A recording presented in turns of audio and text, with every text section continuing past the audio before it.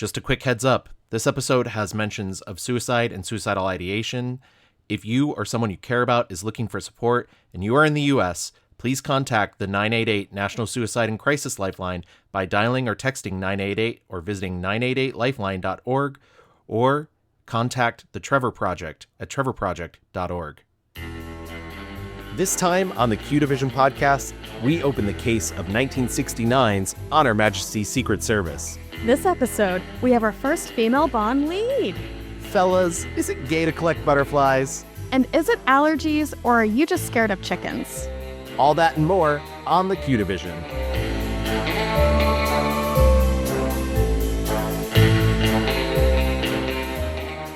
Hello, agents. Welcome to another episode of the Q Division. I'm Gavin, and I've seen all the James Bond movies. I'm Chels, and I've seen 6 and a TV special. Question mark?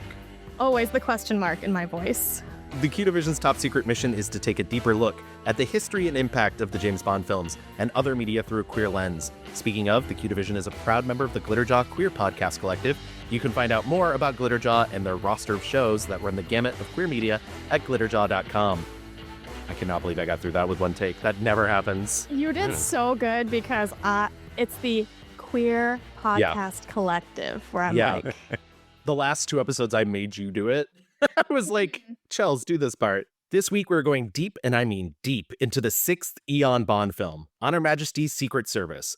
But for a film this big, we couldn't do it alone. So we're activating a secret agent, an editor, writer, and all-around post-production whiz, Jamiroqueer, to the show. Hello. Thank you so much for having me. I'm so excited to have you here. You are a podcast virgin, so sorry to expose you that way. No, that is true. I barely even listen to them because I find them very distracting and I can't do anything else. So it takes, I don't know how people find the time. Which is so funny because the podcasts are like my go-to washing dishes. Like, same. We'll be very gentle, I promise. Yes, exactly. Thank you very much. And unlike most of our other guests besides wonderful Jesse, you are actually a queer person, which is so delightful to actually have on the podcasts. Thank you for coming on. I'm excited to talk about this one. I know this is a personal favorite of yours as well. Not to spoil alert anything, but this is also my favorite James Bond movie. Chels, this is your 6th of the Eon productions. What did you think? I always like to check in with you because I want to make sure that it's never too I'm just waiting for the day where you're just like, cut it, we're done. Oh my goodness. Please, you know how many soap operas I watch. It's going to take a lot to get me to stop. But no, I will say, for as long as this one was, and I was like, ooh, some of these sequences are long, I would die for Diana Rigg. So I'm like, here we go again. Swap me out in this scenario. Let her live. Oh, she is gorgeous. She is wonderful. The man is he's a man. As I say, he's more beautiful than bold. But you know what? Sometimes I do not need a smart man. He's there, and Diana Rigg is acting. Oh, God blessed. I love her. I appreciate that you went with the bold and beautiful reference because that is a soap opera about models, and he is, in fact, just a male model. Oh, that's right. Yeah, I saw, and I was like, yep, he is beautiful and not bold. Yeah, he is. I don't want to crap on him too much too early in the episode, and I do actually think he's as good as can be expected for his first movie. But yeah, George Lazenby, folks. Were you bothered by the change? Were you? I know you've also experienced a different because we started with the Casino Royale, the 1950s Casino Royale. But was it we've already seen bottom of the barrel. It's only up from here. And again, I watch soap operas. I am the person who loves all 3 versions of Luke and Laura's daughter, Lulu Spencer, because all 3 actresses were great. I just wish they had done the role of James Bond is now played by da-da-da-da-da. And if you're going to break the 4th wall, lean in. I mean, honestly, it does share a thing with soap operas, which is oftentimes soap operas will send a child to a Swiss boarding school, and then they will come back from the age of 3 to 16 within a matter of weeks. Yep. So literally just happened a year ago on Days of Our Lives. I am like, you child are 5, except you're 17 now. That's right. They're smoking. They do with those boarding schools. I know. Well, it's a lot of drugs. It's a lot of drugs. I very much agree with you, though, Charles. I was trying to, formulate why I like this so much and sat down. It was just Diana Rigg, Diana Rigg, Diana Rigg. And, it took a while to form sentences because she's just so great in this. Yeah, I love her. And when she wasn't there, I saw Joanna Lumley in the background, and I'm like, man, do you think they ever regret like not giving her more to do? Like Mm. they just didn't know what they had. Joanna Lumley really cherishes her time as a Bond girl too. I've watched a lot of like specials and whatnot, and she's like she's like conflicted about it because she knows it's like kind of an anti-feminist thing, but she's like, but no, it's like kind of a cool thing that like she's like people still when I'm like, oh, I was in a Bond movie, are like, When I was a Bond girl, there were 12 of us minor Bond girls. And it was very interesting because we were all pleased as punch. We were all liberated girls from the 60s. We all loved the freedom of the 60s and lived our lives accordingly, I would think. But there was something terribly thrilling about being chosen to be a Bond girl. There's something mesmeric about Bond, that the same enduring kind of sheen of Bondism still sticks to me now. The fact that I can say to people I was a Bond girl and a flicker of respect. I only had 2 lines. That's what I hear a lot. I remember Lois Chiles from Moonraker saying the same thing. Like she was going to take this role and people she knew were like, oh, don't do that. Are you kidding? You're going to be in one of those. And so it seems like it's always the same conflicted story. And, maybe sometimes you're in one of the good ones and sometimes you're not. And that might. you did People are just projecting their own insecurities Mm. and like again, I'm the person I have vocally said online for decades. Like, I do not believe in guilty pleasures. I enjoy bad things too. It's fine. We can love garbage too. We all go to McDonald's occasionally. Like, it's fast. Sometimes fast food's fun. But sometimes you go and you get a cheeseburger from a fast food place and it's the greatest thing you've ever seen or like tasted in your life. Like, come on. Some Yeah, of these absolutely. are good. absolutely. Don't be ashamed, Joanna. You did a great job. You look gorgeous. All right, let's open the dossier on our Majesty's Secret Service. There's a bunch of things I want to get to before actually talking about the movie first, because there's so much background with this one specifically. So let's start with the book. So On Our Majesty's Secret Service is the 10th novel and 11th book in Ian Fleming's James Bond series, picking up the story elements from Thunderball, but coming directly after The Spy Who Loved Me. The book was published in 1963 and was written at Fleming's Jamaican home, Goldeneye, while Dr. No was being shot nearby. I was gonna say, that frickin' colonizer, dude. He is Mr. Colonizer, Barbie. What are we doing here, sir? Yeah. The more I learn about this author, I'm like, I'm judging you real hard. Yeah, he was a complicated man. That's me He was a being very character. yeah. Yeah, you're reading all the books, right? Yeah. Got 1.4 books in and then stopped. Yeah, you're not the only guest who has said that. I read a bunch of them when I was a teen, and I don't know what was wrong with me when I was a teen, but a lot of it just went over my. I was an early teen, but like I was Mhm. like, oh yeah, and now I'm reading them, and I'm just like, what? I did read a lot of books like that when I was a kid with stuff that went completely over Yeah. my head, but I was very good on the vocabulary otherwise and basically got it. And then you come back to that as an adult and are pretty shocked at what your parents let you read. My first big gasp of the book was when they introduced Draco, Tracy's father, in the book. Her mother manages to catch some strays. He explains that she was a English woman, and he said, quote, she explained to me later that she must have been possessed by a subconscious desire to be raped. Well, she found me in the mountains, and she was raped by me. What? That's, Mm. and okay, I'm just gonna move on. I don't know. I don't know what Ian Fleming was thinking when That- he wrote that sentence. I literally saw that and I was like, huh. Sometimes if you're famous, you don't have to say anything. And that was true back when people didn't have social media. Yeah. Like, Mm. sometimes just don't talk. I was a little surprised. Bond mentions that he's out of shape at one point during the book, and he realizes he has to train harder, which I think is so funny because that is not the Bond you get in the movies at all. I don't think Bond would ever admit to that sort of flaw. You also have things, and these are all sort of stray thoughts that I picked because we're going to go through the plot anyways of the movie, and this one's actually very close to the book. Irma Bunt, who is Blofeld's secretary, or his right-hand man, in the book, in the next book, which was the last movie, she's referred to as his wife. But because she's described not as a young buxom beauty, Fleming continually demeans her appearance constantly, making sure no human could ever find her attractive. In fact, at one point, Bond utters the phrase, Irma not so douce. Oh, boy. Yeah. Bond also refers to the girls at the Institute of Blofelds as dumb. And also when he kisses one, it's pointed out how little she resists, like she's a doll or a passive princess. Oh, the thoughts he has. Yeah.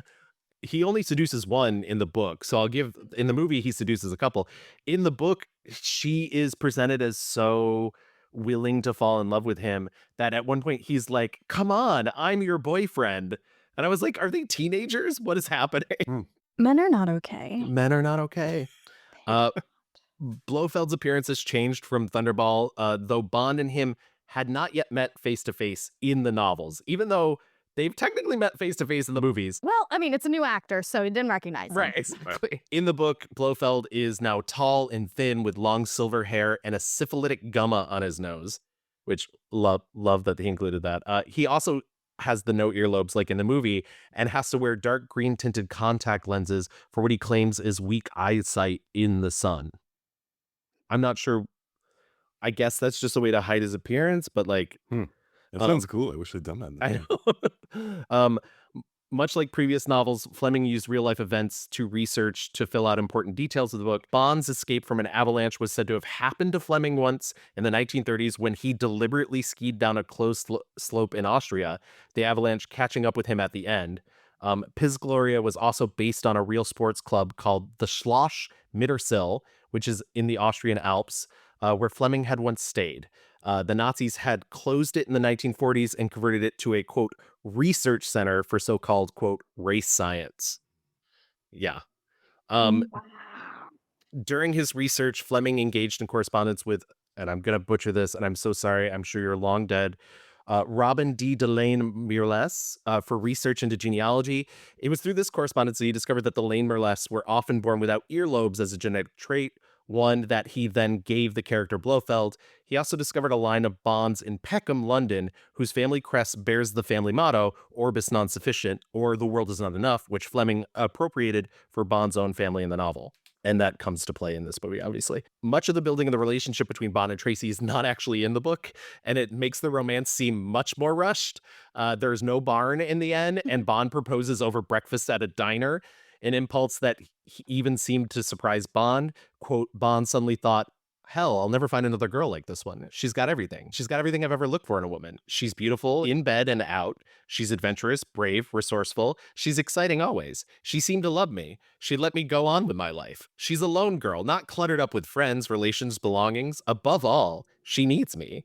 It'll be something for me to look after. I'm fed up with all these untidy, casual affairs that leave me with a bad conscience. I wouldn't mind having children. I've got no social background into which she would or wouldn't fit in. We're two of a pair, really. Why not make it for always? Bond found his voice saying those words that he had never said before in his life, never expected to say. Tracy, I love you. Will you marry me? He really said, wow, she's got nothing going for her. She's so lonely. She's pretty, but like she really needs me. You know what? Let's get married. I can have some kids. She can take care of my children. That is the energy. It really feels like the Connery version of this scene. I can see it now. Yeah. M is a confirmed bachelor in the novel, much like it's implied in the movie. Though in the novel, he paints flowers instead of collecting butterflies. And I love that both are just so gay. Hypnotism, it's implied, can cure homosexuality. Homosexuality was decriminalized in the United Kingdom in 1967 with the Sexual Offences Act. This act allowed private consensual homosexual acts between men over the age of 21. This was followed by Scotland in 1982 and Ireland in 1983. Homosexuality is classified as a mental illness both in the UK and by the American Psychiatric Association, who removed homosexuality as a diagnosis from the Diagnostic and Statistical Manual of Mental Disorders in 1973. So I think this is really interesting because this book comes out in the late 50s. And at this time, homosexuality is just considered a mental illness. So of course there's a scene where he's labeling all the things. He's like, hypnotism can get you to quit smoking or cure homosexual tendencies. And it's like, wait, what? I just love that there was a time in which we were like, hypnotism is not crack science, but homosexuality, that is where I draw the line. Joke's on them. Us homosexuals, we have other mental illnesses. Exactly. We come with a bevy of our own. Um, Yeah. Giving Bond a tragic ending to the story was an attempt to break the formula of the previous novels, trying to avoid the happy ending. However, it sort of reinforced the trope that our heroes need to walk their path alone, and once again states that Bond was not built for a heteronormative life. And I put that note in there specifically because when you think about it, like, Bond is not a truly heteronormative figure. Even though he is like the ultimate bachelor and he is jumping from woman to woman constantly, like, there is no like marriage for Bond. There's no like 3.5 children for Bond. There's no picket fence. And I think that's really interesting because I think he's presented as like the kind of like guy that women want to sleep with and men want to be. But like, he really doesn't present any of what we consider a heteronormative lifestyle. Mm. Yeah, I found it Mhm. really interesting rewatching these in the last week. Saw the first half dozen again. And what I found most interesting was I forgot how cool all the women are, even though he kind of looks right through them most of the time. But he's very businesslike. These aren't romances at all. He's at work, and either they can help with the mission, or while we're here, are they hot? And that's basically the only thing he seems to think about anybody he meets. And it's because you're not watching his life. You're watching this guy who just has his job, and that's all he does in his life. And Right. it's there's really nothing heteronormative about it. Yeah, it's such an interesting, I don't know. It's one of those things where like he's not like idealistic in any way, but people treat him like he is. On the same track of all of that, and this is just a personal note for me. One thing that really struck me while reading this is there's very little psychology in the book, or like actual psychology. There's clearly mentions of psychology itself, but the analysis of why anyone does what they do is very, very surface. Tracy acts erratically, but it seems like the solution is that she just needs a man to dominate her. Bond acts sentimentally. He visits the grave of Vesper Lynn every year, but there's very little depth to these actions. There's also more drinking from Bond in the novel than any of the other novels prior, perhaps reflecting the reality of Fleming himself, who is currently in the process of drinking himself to death. Mm. So, yeah, I just think this is really fascinating. There's even like a passage at the very beginning before he meets up with Tracy on the beach and whatnot, where he's like remembering being on the beach as a child, and there's no like this is how I felt. It's like, I remember eating this thing and I remember seeing my mother. Isn't the beach fun? Like, I love Lamp. yeah, basically that. All right. Well, moving into the production of the movie, as we've mentioned, every attempt to adapt on Her Majesty's Secret Service prior to this had stalled because of weather or lawsuits or a combination of both. Saltzman's plan was to pivot from Connery to The Man with the Golden Gun, starring Roger Moore, but political instability in Cambodia, where they were scouting for the film, caused a delay, and Roger Moore had to sign on to do another season of The Saint. So Roger Moore is off the table, even though he will come back onto the table at a later date. Lewis Gilbert turns down directing a second James Bond movie at the time, and Peter R. Hunt, who was the editor of the previous Bond films, once again asks for the position. And finally, this time, after he reminds Broccoli and Saltzman that they had promised he could direct, they finally decide to give him that opportunity. Richard Maybaum once again was tasked with writing the screenplay after Roald Dahl's turn for You Only Live Twice. Maybaum was given the directive that they wanted this to be light on gadgets and hew closer to From Russia with Love. Hunt also tasked Simon Raven to spice up the dialogue, especially in the scenes between Tracy and Blofeld. Raven was said to have had a, quote, hedonistic lifestyle, and while there are many who claim he was gay after he was expelled from school in 1945 for homosexual activities, there are just as many people that said he had a more omnivorous sexual appetite. I found some interviews with Simon Raven. He is a catty little bitch, and I love him for it. Thy dawn, O master of the world, thy dawn. It's by James Elroy Flecker. For thee the markets throng with myriad slaves. He did the scenes for me between Telly Savalas and Diana Rigg, to make the dialogue a little bit sharper and a little better and a little more intellectual. Hunt himself was also gay, and there's some debate over if he was ever publicly gay or not. As much as we know out of the closet and whatnot, like the very different thing in the 1960s, obviously. Um, Hunt had a longtime partner in Nikos Kortis, who he spent decades with. Kortis also worked with Hunt on many projects as his assistant. And when Hunt died in 2002 of heart failure at the age of 77, obituaries were inconsistent with how they labeled him. Some mentioned a son who went by the last name Kortis, while others said his last name was Kortis Hunt, and most ended with, quote, "he never married," which we all know is very simple code for gay. For further reading on this, I highly recommend reading the blog about Peter Hunt on licensedtoqueer.com. I love giving them a shout out. He's agreed to come on the show, by the way, and I'm very excited, like the guy behind License to Queer. But anyways, I think this is important. Truly. I think, this movie is different than the other James Bond movies. And it's not just subject matter, and it's not just, it's everything from the look to the way it's paced to the acting. And I think it's important that Hunt is a queer man himself. And it's and I think that's part of the spice. It's funny, I went to see this on the big screen at the Museum of the Moving Image a couple weeks ago with my friend Connor, and I brought up afterwards, I was like, Hunt was a gay man. And he's like, maybe that's what these movies need. And I was like, I don't know, some of the one of the other directors we won't talk about was also, so maybe not. But like, yeah, but I do think it is, for every person that's like, oh, you have to be able to separate the art from the artist. I think this particular case, it's not true. I think Peter Hunt, especially having laid down the style in terms of post-production, and all three of us are editors. So in terms of post-production, having laid down the style of how he felt Bond should be, and then reinterpreting that for this particular movie through his directorial standpoint, I think he's all over this film. And so I think his personal life is intertwined with the way that this movie is. Thoughts? You can tell me I'm full of shit if you want. No, I agree. I'm one of those people that you really can't separate art from the artist, because there is going to be something like, yes, hundreds of other people work on projects and do have a slight ownership over it. But at the end of the day, somebody is generally, like, start to finish, it is closer to their vision than anybody else's. And I just love that this gay man's like, I'm gonna get this hot model. I'm gonna get Diana Rigg from TV. We are gonna make this happen. It's gonna be bold, romantic. It's gonna be a little different. It's gonna be mine because I'm a catty gay man. That's how I imagine all of these gay men being like, no, no, no, this is gonna be mine. We're gonna make this a little different. We're gonna spice it up a bit. Yeah, no, I think there's definitely something to that.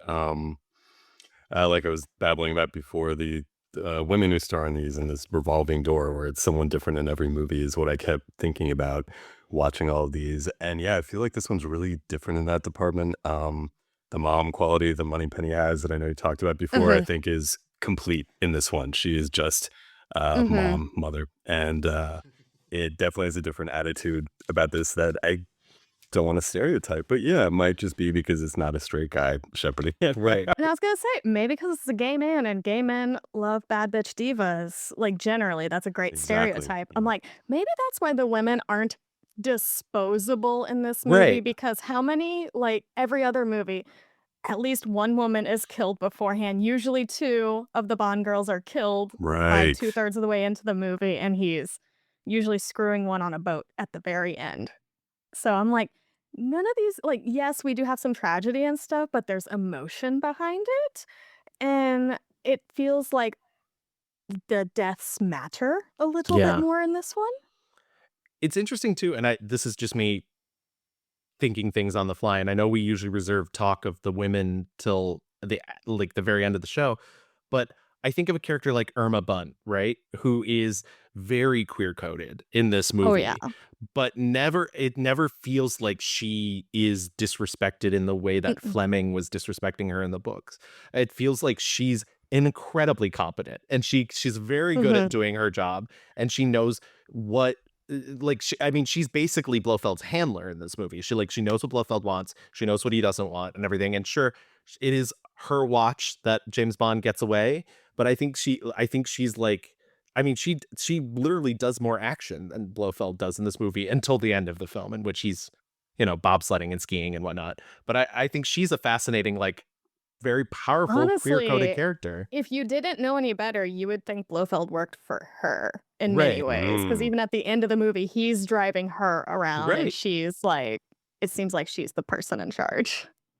And funny enough, and like spoiler alert for the next movie, which it's going to be a bit before you get to, Chels, is he literally never gets his revenge on her. She just disappears from the movies. That sounds about right for that one. It just forgets Yeah. it existed. Exactly. It's I like did read about why, and I'm like, oh man, that's sad. I would have liked to see her back, but you know, they could have life. recast. They recast everyone. So, Exactly. in an attempt to keep the film as close to Fleming's novel as possible, Peter Hunt carried a copy with him on set at all times.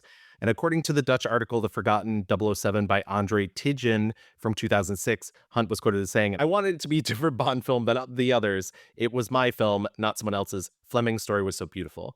The book of On Her Majesty's Secret Service was a great story, and it was a Fleming James Bond book. And so we didn't have to deviate. I didn't want to deviate. I didn't want to put gimmicks and tricks in it to make it. It didn't need making better. It was there. It was all there. Still, the producers wanted the audience to believe this is a continuation of the previous films, having many references to the previous 5 movies littered throughout the film and the opening credits, yet still making light of the recasting with the cold open sequence itself. I love that cold open sequence. We'll get to it when we talk about the movie. The one thing I've never noticed until I had to read about it was when he goes to Draco's place, there's a janitor who's mopping, and he's apparently whistling Goldfinger, and every time I'm like, oh, he's whistling Moon River. Nope, it's Goldfinger. I'm an inveterate IMDb trivia reader, so I think for that reason I already knew it was Goldfinger. Supposedly, around 400 actors were considered to replace Sean Connery, and while I won't be naming them all, the bigger actors that were named were Terrence Stamp, Oliver Reed, and a 25-year-old Timothy Dalton, who turned the role down because he felt he was too young.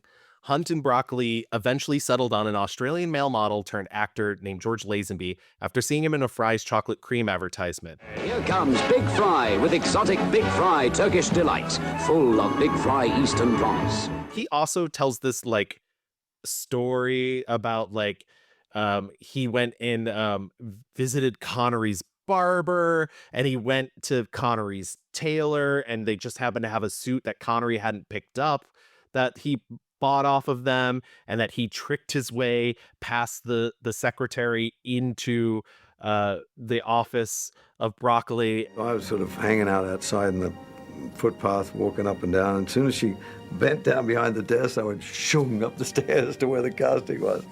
And she's going, wait, hey, come back here. But it was too late. I was already up the stairs and leaning on the door saying, I heard you're looking for James Bond. I feel like these are all self-made myths. I feel, because like he has this whole thing where Saltzman was like, where have you acted before? And he named all these countries he thought Saltzman couldn't check. And I'm like, the man's a movie producer. He can check. It's that like. Also, like, that Sean Connery suit is not gonna fit you, Mr. Male Right. Model, sir. My Like, first I am thought, looking yeah. at your legs versus his and your shoulders versus Mr. Connery's. These are very different body types. Although didn't Steven Spielberg just kind of like break into Universal? And That's also kind of an apocryphal thing. tell me that's still true. Yeah, no, when we did a mixed reviews episode about Steven Spielberg, and it's kind of true and kind of not, and it like gets more ridiculous as the years go by. So like, well, we'll say some of it's true. All my dreams shattered on this show. I know, sorry. God. We're just- Okay, Fablemans. I was gonna bring him up earlier too. We were talking about directorial intent for people that are like directors, like find me a Steven Spielberg movie that's not about daddy issues. Okay, that's all I'm saying. But Lazenby did still have to jump through a bunch of hoops to get this role, and supposedly he really didn't land it until they decided to do a screen test with the stuntman, and he punched him for real. And there's photos of this because it's literally the like very Russian looking Bond Blofeld guard, and he like cut across his nose, like there's blood, like Lazenby just, and apparently that impressed Broccoli so much that he was like, that's our guy. I can see that because he doesn't look like he would. So if that happened in front of me, I'd be like, okay, yeah, I see it. I see it. If I were a stunt person, I'd be like, you don't actually punch the other actors, you dipshit. Also, apparently, and this is public knowledge, but it's not talked about a ton. I guess they were worried because he was a male model that he was, gasp, a homosexual himself. So they would send prostitutes up to his room just to prove that he was straight. Yeah. Harry and Cubby were so concerned about my sexuality because I'd been a male model. They did send a girl up to my apartment. I think after that they realized that I was straight. Yeah. Damn. That sounds like something a male model of the 60s would say. What are they, his inadequate dad? They're sending women over there to make sure he's a... Well, speaking of being his inadequate dad, he's offered a contract for 7 Bond films, but his agent at the time convinced him that by the 70s, Bond would be seen as a relic, and Lazenby only ended up playing Bond just this once. Ronan O'Reilly was the guy who created Radio Caroline. He took me under his wing. He was anti-establishment, and he could hurt the establishment by taking me away from it. He said, these guys are monsters. They're just going to use you and spit you out. I felt that Ronan knew what he was talking about. It was the hippie movement. People were starting to think differently about life. LSD was out there. Most of us think the brain is us. But the brain, to me, is like a muscle. Your brain, that's something you're programmed to be. And Ronan was opening my eyes. I was really under his spell. He told me, once you get typecast as Bond, you can't get different parts. People were going to Easy Rider. That was the big movie of the time. There was hardly any young person that didn't have long hair. And you can imagine how I felt walking around with short hair, trying to get laid. I looked like a cop or a waiter. And people were peace, not war. And Bond was about war. He was like, Easy Rider's popular with the kids now. It's the future. Oh, that's interesting, because he wasn't wrong. Yeah. Just, Knowing that Lazenby was wet behind the ears, the producers wanted a more established actress for Tracy. Bridget Bardot was approached, but she was signed on for another film, and it was decided that due to her popularity from the TV show The Avengers, Diana Rigg would be the best bet. I know why I did it. I mean, I knew perfectly well why I'd got the job. George Lazenby was ill-equipped. Didn't know he was a model, male model. So I was there to sort of steer him through and give it some gravitas, which I did. And though Donald Pleasance was well-liked in the role of Blofeld, especially apparently by Peter Hunt himself, ultimately they decided to recast because they were recasting the main actor, and they went with Telly Savalas. Piz Gloria, the set of Blofeld's machinations, is a real revolving restaurant located at the top of the Schlittelhorn in Switzerland. The production found it partially completed and then contributed financially to it in return for using it for the film in order to complete it in time. This restaurant still stands to this day, and it kept the name Piz Gloria. The snow, however, at the time that they shot this was so bad on the mountain that year that they ended up going 56 days over schedule on the Swiss portion of the film alone. Future Bond director John Glenn was there directing second unit photography and mainly the ski scenes, as well as acting as editor on the film. And there's this great interview with him where he had never directed anything before. I just kept shooting, never stopped. We'd say, well, you can't do that. And he'd say, but why? Why? It's there. If it's in front of you, you can shoot it. And even when the weather was foul, I was doing inserts and things. You're an editor. You should realize about it matching. Oh, he said, I'll make it match. I'll make it match. I gotta say, before I first saw this, I remember thinking, oh, the editor of the first few gets to direct. So I immediately thought of the cliche, which would be like this guy going, at last, coverage, and I'm going to make the most ultra smooth movie ever because I know exactly what I'm going to need in the editing room. And instead it is even more jump cutty and rough, and it's all about energy and continuity. And yeah, that really put me in my place. I had to think about that. That's what the editor really wanted to do. It's so funny, because he employs the same style that Hunt lays out for the previous films, but you're right, it's to the nth degree here. It's the opening sequence itself is wild. Yeah. No, so many of these sequences are wild. Just to watch, I'm like, wow, an editor directed this. I am like, ooh, you can see the editing, and I don't know if that's a good thing right now. I think it's what he wanted, honestly. But he wanted to make it at his own, so. Michael Reed was hired as cinematographer. Michael Reed was working on Chitty Chitty Bang Bang at the time with Peter Hunt, and so he just kind of grabbed him for it. But what I know Michael Reed from is that he was a staple of the Hammer horror films, having lensed one of their best, which is The Gorgon. Yeah, I fucking love The Gorgon. I got to see that on the big screen too a couple years, or more than a couple, probably 10 years ago. I'm so old. And he worked under the instruction that the film was to look like a lavish movie from the 1950s, and yet none of the sets were to ever give away that they were not real locations. And I think what Peter Hunt was like talking about is Blofeld's volcano base from You Only Live Twice, because it's a beautiful set, but it's so fake because nothing like that. Yeah, exactly. Nothing like that exists in the world. And so Peter Hunt was like, no, that is not what we're doing. Also, we need it on the permanent record that Chitty Chitty Bang Bang is a horror film. So, Famous fact, and I haven't told you this yet, Chitty Chitty Bang Bang is also Ian Fleming Chell's. He wrote it for his kid.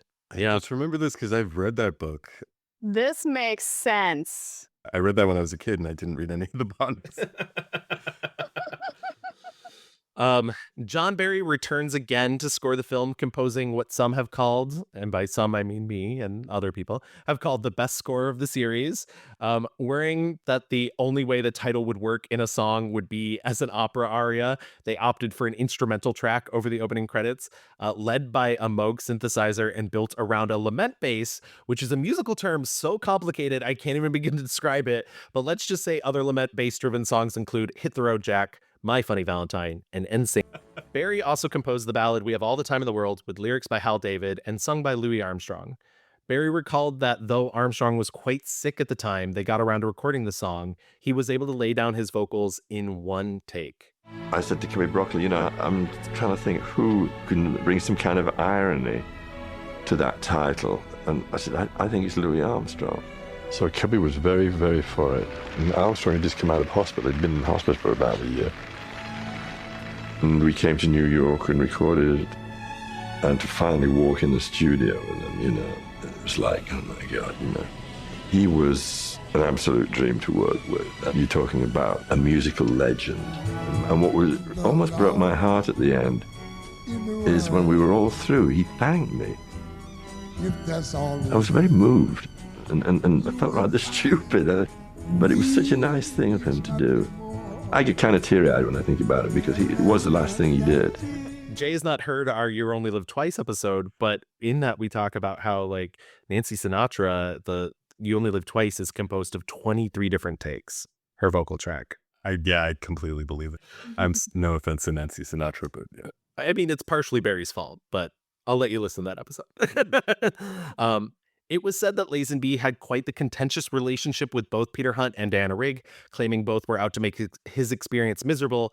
Both Rigg and Hunt have denied this, though Hunt did try to isolate Lazenby a little, as he felt it would make him feel more Bond-like. And actually, Lazenby has said now that he thinks it's perhaps the right choice.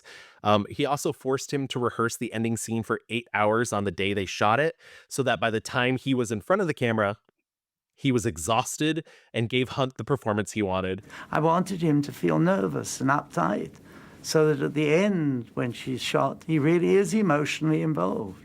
The first take we took, I thought he was going to use it, but I brought a tear down my cheek here. And he was emotionally involved, and he played it so extremely well. I was really feeling it in the first one. There was one where he cried less. He said, okay, let's do one without the tear. James Bond doesn't cry. This is from what I've heard from, now I can't think of his name, but the guy that directed Star Trek II, The Wrath of Khan. This is also the way you direct William Shatner, which is that you do it so many times that he stops acting. You wear him can't down. have any of that. I do love that gay people were torturing beautiful straight men, even in the 60s. It's honestly how it should be. Honestly. At the premiere, Lazenby appeared with shoulder-length hair and a beard. Oh, hey. Who would walk around looking like that? And when Broccoli and Saltzman begged him to shave and cut his hair, he refused, permanently burning the bridge with them. Though the film's reputation is that it earned half of what You Only Live Twice earned, it still ended its run as one of the highest grossing films of 1969 and the highest grossing film in the United States of January of 1970.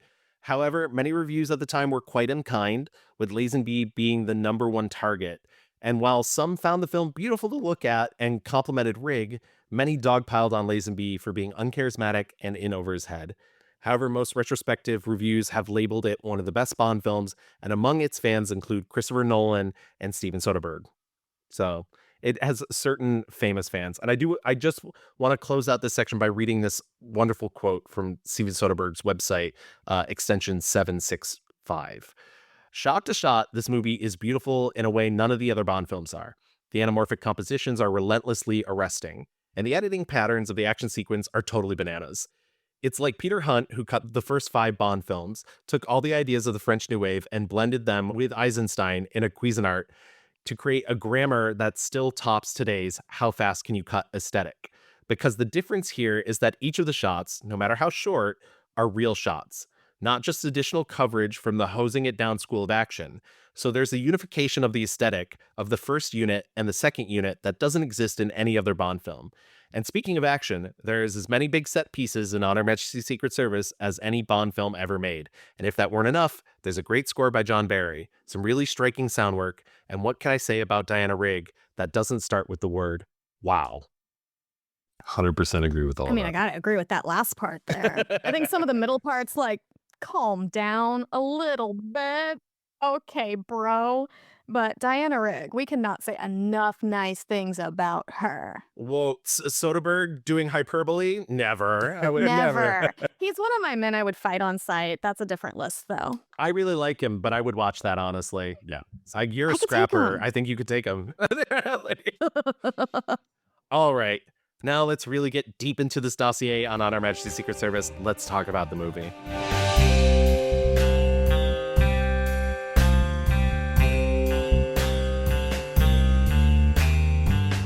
The film starts when we hear John Barry's harpsichord forward version of the James Bond theme as we get George Lazenby's first and only gun barrel sequence. We then widen out to the Universal Exports London Limited building plaque, longtime fans knowing this is a cover for MI6, and the reflection of a man walking by, played by none other than director Peter R. Hunt himself, making a Hitchcock cameo. A gay man would. Oh, absolutely. Oh, yeah. Q is briefing M on radioactive lint to keep track of opponents. M isn't impressed. He wants to know where Bond has been keeping himself in regards to Operation Bedlam, which is the plot to capture Blofeld. I love this scene. It's an opening briefing in the office scene. It's not particularly special. There's no action. But even here already, when it's just started, it looks different. It has these, what I think of as like Michael Winner shots where you're at the front of someone's desk looking up, so all their stuff is in between. I don't know how to put it, but that's one we haven't seen before. And Moneypenny has like one line and it's 2 different shots that they cut between really fast. It's has a different feeling already. I love it. I also love that he's using a lot of specifically forced perspective because, like you said, the death shot, but also what we're going to see in a moment too, is there's a lot of like foreground shot of like a grappling hook type thing. I'm not quite sure what that is. Like it's the 4-quad thing that James Bond picks up and uses as a weapon on the beat. Yeah. And you see a lot of that in the foreground while they're fighting in the background later on in the film. When Tracy pulls Bond's own gun on him, you see her hand and the gun in the foreground and you see him in the background. There's a lot of that in this movie specifically, and there's nothing like it in the rest of at least in the earlier Bond films to this. It's like Peter Hunt knew exactly based on the films that he had cut, like how he wanted his Bond film to look. Right. Yeah. You can definitely feel it. Mash cut to Bond driving around some cliffs. He is passed by a woman speeding in a Corvette and decides to give chase. Every shot of Bond is in shadow, keeping us from getting a look at his new face. Bond spots the car parked by a beach, retrieves a sniper scope, and sees the woman in a gorgeous silver butterfly dress attempt to walk into the ocean and end her life. He races down there and attempts to save her. Carrying her back to shore, he introduces himself, and we finally get a clear look at Lazenby as James Bond. Before she can give her name, Bond is attacked by 2 men who try to drag his beach buddy away. Bond gets the upper hand and a fight in the ocean ensues. The woman, seizing the opportunity of the distraction, gets up and drives away. Bond picks up her shoes and quips, "This never happened to the other fellow," as he breaks the 4th wall, staring at the audience, and brings us into the opening credits. Okay, these are gay opening credits. But Like, also, like the breaking of the fourth wall is so yeah, wild. Like because yeah. it, I think the other thing about this one's particularly is, listen, our next James Bond movie, because we skipped it so I could make this the seventh episode of the show because I'm insane, um, is the Casino Royale parody shells. And I just think, how can you, like, when there's an opening sequence like that that ends with that, like, this never happened to the other fellow, how can you make a parody? Like, they're already doing it themselves. Like, you don't Exactly. like.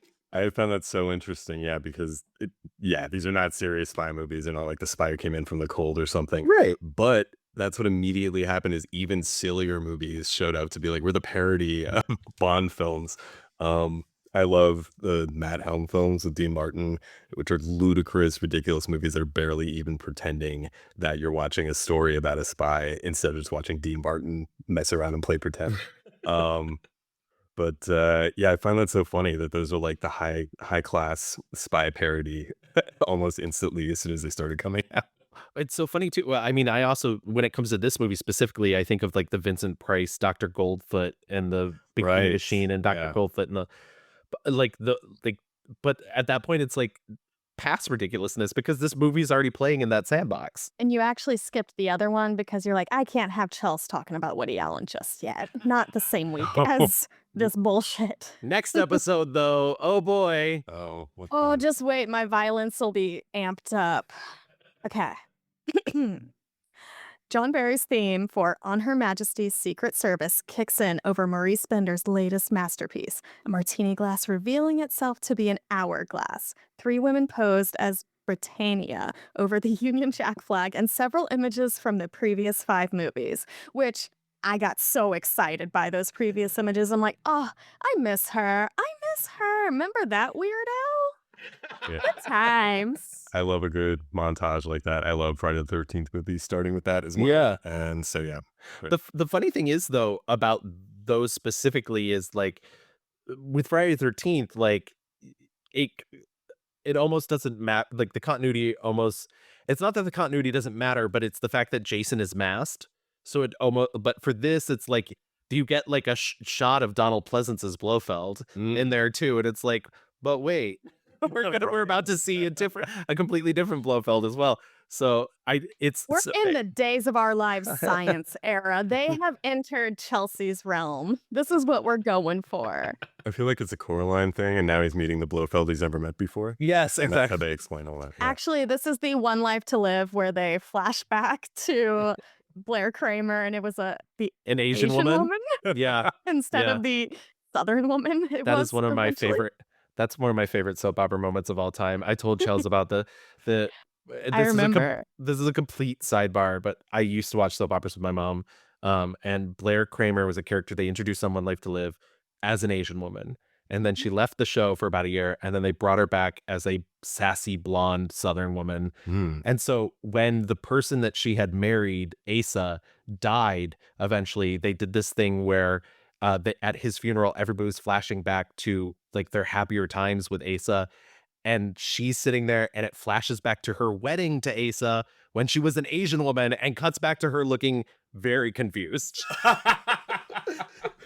Oh man, because what they usually do, they shoot all shots again and they edit them. But no, they just did that and then had her. Yeah, she was just like, she like takes out her compact and looks in the mirror real quick. Like, that's awesome. Yeah. It's so good. And I love that. Both actresses, but the second one a lot. Fourth wall breaking. It works. After the opening credits, Bond pulls up to a resort hotel where he has followed the woman from the beach's car. Dressed in a full white suit, the major domo at the hotel informs him the car belongs to Contessa Teresa De Vincenzo before showing Bond to their best room, which includes a bed on the balcony. Yeah, it does. They got all their bases covered. That night, Bond enters the bright purple casino in a black tux and ruffled shirt. After a couple of rounds of Baccarat, a game we have seen Bond play in Dr. No and Thunderball and that really bad TV special. Yeah. Teresa buys in on a hand and loses it all. She informs the banker she has no money, and Bond covers for her, saying that he had forgotten that they had agreed to be partners for the evening. He follows her into the dining area, and she is none too pleased. I love that bit. That bit is directly from the book, but yeah, just she handles it so well. I know you. Oh yeah, this is one of my favorite moments in it. I was so happy to be reminded of it when watching it earlier today. The way she tosses the cards on the table and stands back up and turns and beckons with her finger to tell the guy, "I have no money." Madame? Je regrette, madame, mais c'est impossible. I regret too, but I don't have any money. Dame can't pay up. S'il vous plaît, madame. Venez avec moi. S'il vous plaît, madame. Forgive me. My mind was elsewhere. Madame has forgotten we agreed to be partners this evening. Please continue. Merci. I could just watch an entire movie where she just goes around fancy places in a cruise debt. Like, it is the most elegant thing I've ever seen. She be scamming, and good for her. There's a whole passage in the book about how she would, like, Bond is worried she would be banned at all the major casinos in Europe, and I'm like, I don't think she cares, buddy. I think that's what the whole point. Like, It's yeah. for funsies. God, imagine not caring about casino bans. She's in trouble. Teresa asks Bond why he insists on saving her, and when he calls her Teresa, she says Teresa was a saint. She's known as Tracy. She hints at being suicidal while leaving her room key and leaving the table. Bond orders their champagne and caviar to her room and follows, only to be confronted by a man who tears the hotel room apart. Bond throws the man through a door and heads back to his room, but not before sampling the caviar. Smooth move. I mean, Loved it. same. I do the same. As Bond undresses in his suite, a scantily clad Tracy pulls Bond's own gun on him. Really hot. He strong-arms her and demands to know who the man in her room was, and when she fails to answer, he slaps her. I mean, of course. Yeah. You know, Sean Connery's not here, they be slapping. And she convinces him she knows nothing. She playing dumb. He tells her to get dressed, but instead she heads to the balcony bed, telling him her debt isn't paid yet. I love her. He tells her she doesn't owe him a thing and offers to talk instead, but she kisses him, and he wakes up the next morning to her having left the hotel. I love that she's the one playing him in all Yeah, of this. absolutely. Good Yeah. for her. She's horny. She knows what she wants. Oh, And she has good dialogue during this whole thing. She is witty and kind of running around him, and it's awesome. I love it so much. he cannot keep up with her. I can be a lot more persuasive, Contessa. I'm sure you can. Whatever else I may be, I'm not a liar. It's so funny too because it's a complete 180 from her character in the book is so morose and so suicidal, and even to the fact that like they sleep together twice in the same night, and at first she's like very coy and playful, and then when he goes to sleep with her again she like puts up a fight and it's like, no, I hate you, and it's one of those things where it's like, I'm not, once again, I don't think Fleming has any interest in any sort of real psychology here, and is just sort of writing like weird, for lack of a better term, rape fantasies. And I, you know, I like that this here, she feels like a woman very much of her own possession. And even so to the point where like, did any of the other women ever sneak out on Connery? Like, that's a really impressive thing, I think. Oh, yeah. It's kind of interesting because like a leftover Connery scene, you know, showing up here as if they're trying to like reassure you. He seems nicer and this seems different, but he's still James Bond. He'll do the wrist move where he holds a person. I wouldn't say it's out of character exactly. No. But it's it definitely feels like they throw it in where you get the classic woman where he acts like this. We're not there yet, but it is really out of character when it comes to Roger Moore, and we'll get to it, but like he put a stop to it. He was like, no, I'm not doing this. So yeah, it's really rare in his, right? It is in a couple, that kind of it's conversation. The last one that it occurred, like, I mean, I'm sure there's like some, but the last time like it's really violent is Man with the Golden Gun. Yeah. And supposedly, and I'll bring this up in that episode too, but I'll say it here too, supposedly Roger Moore told them like, no, like this is like literally said like Sean Connery would do that. I'm not Sean Connery. And so I feel like ironically, I thought that must be the last one, The Man with the Golden Gun, because it's pretty shocking in that one. Yeah. It is at a step for his kind of movie, so it actually kind of almost works better as a scene because you're a little stunned that he's gonna be that cruel really fast out of nowhere because it's Roger Moore. But yeah, I'm glad to hear that because you don't miss it. No, not at all. No. As Bond leaves the hotel, he is immediately picked up by a bunch of goons who bring him to an unknown location. Bond makes the joke, "Why not? Perhaps we can make up a foursome," to his all-male hostage takers, including his attacker from Tracy's room. Wink, wink. And once again, I think this is a little bit of that, like, the one, and I feel like this comes to play later in the James Bond movie. I mean, I'll just say it, in the Daniel Craig movies, where there's like a diffusion of what could be considered gay panic. And I think that, like, here, particularly because it is Peter Hunt, I think that line delivered by Connery would feel much more weird and sinister. And here it's like literally just like a playful, like, let's have a foursome, guys. Like, you know? Again, he's a male model. Yeah. No, I like that. I like the different energy he brings, where he acts tough by acting like he's having a friendly outing, if that makes sense. Yeah. Beautiful. Bond is brought to the offices of Draco Construction, and after a brief struggle with some wild sound effects, Bond is introduced to Draco, who tells Bond he can kill him after he hears him out and has a drink with him. Draco apologizes for the rough way he was brought. I liked this small interaction. He's like, you can kill me later. I didn't put in my notes the actor who plays Draco, who is really fantastic. And unfortunately, Also very handsome. Oh, Must my be on God. the permanent record. Ooh. Gabriel Frizzetti. And I do want you to know, Chels, and I don't know if you clocked it because you're very good at clocking it, he was lip syncing for his life, unfortunately, because they deemed his Italian accent too heavy. Do not kill me, Mr. Bond. At least not until we've had a drink. Then if you wish, I'll give you another chance. I'm Draco of Draco Construction. But today is the 13th, Commander. I'm superstitious. A martini for our guest, Olim. A pleasure. Shaken, not stirred. Of course. But I like the dub in this. I think this is another really good dub on. I don't think I knew it was one. Yeah. Yeah. I think I've seen him in Once Upon a Time in the West. And I thought that was his real voice either. So, yeah. Get that right It's by okay. me. It's not Madam Web, so they're doing great. This is one of my favorite scenes as far as the different really going for it action that he sets up.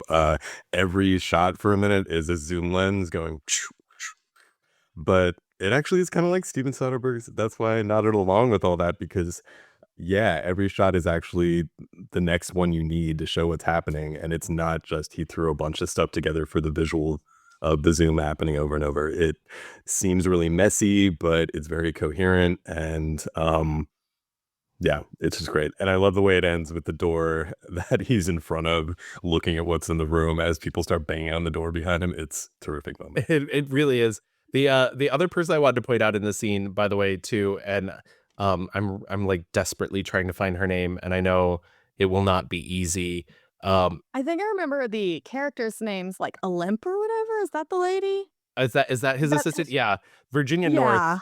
Virginia North, who plays Olympie, who is like maybe his assistant, but also maybe his current wife. And it's just kind of played as like his lover and whatnot. And I love the like idea that like Bond interrupted them playing chess, and he's like, oh, she plays a great game of chess and everything too. And I like that the other thing about her is she's clearly there for the male gaze, but it doesn't feel gross. It doesn't like, she's clearly also like doing a job, doing a service, and there because she like clearly is into Draco. It doesn't feel like she's there for a hostage. Exactly. Yeah. And so like, I don't know. I think that's an interesting that maybe you wouldn't have gotten in another Bond movie. Anyways, Bond instantly knows who Draco is, the head of the Union Course, one of Europe's biggest crime syndicates, only being outdone by Spectre. Draco reveals he's also Tracy's father. Her mother was an English girl who fell in love with him while he was hiding in the mountains. After she died, he sent Tracy to a school in the Alps, and as Draco described, she's been depressed after the death of her husband, a philandering Italian count, and that Bond, he believed, is the only cure she needs.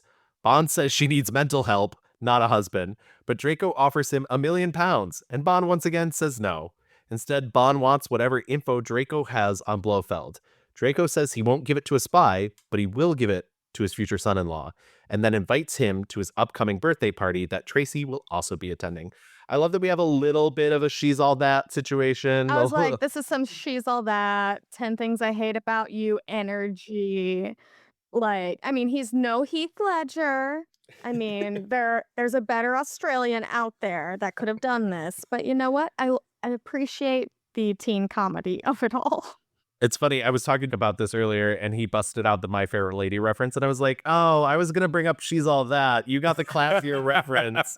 But I mean, yeah, exactly that. And I'll let you guys decide, the listeners, what's the better movie, My Fair Lady or She's All That? Let us know in the comments. Go. Bond returns to headquarters and surprises Miss Moneypenny by pinching her bottom.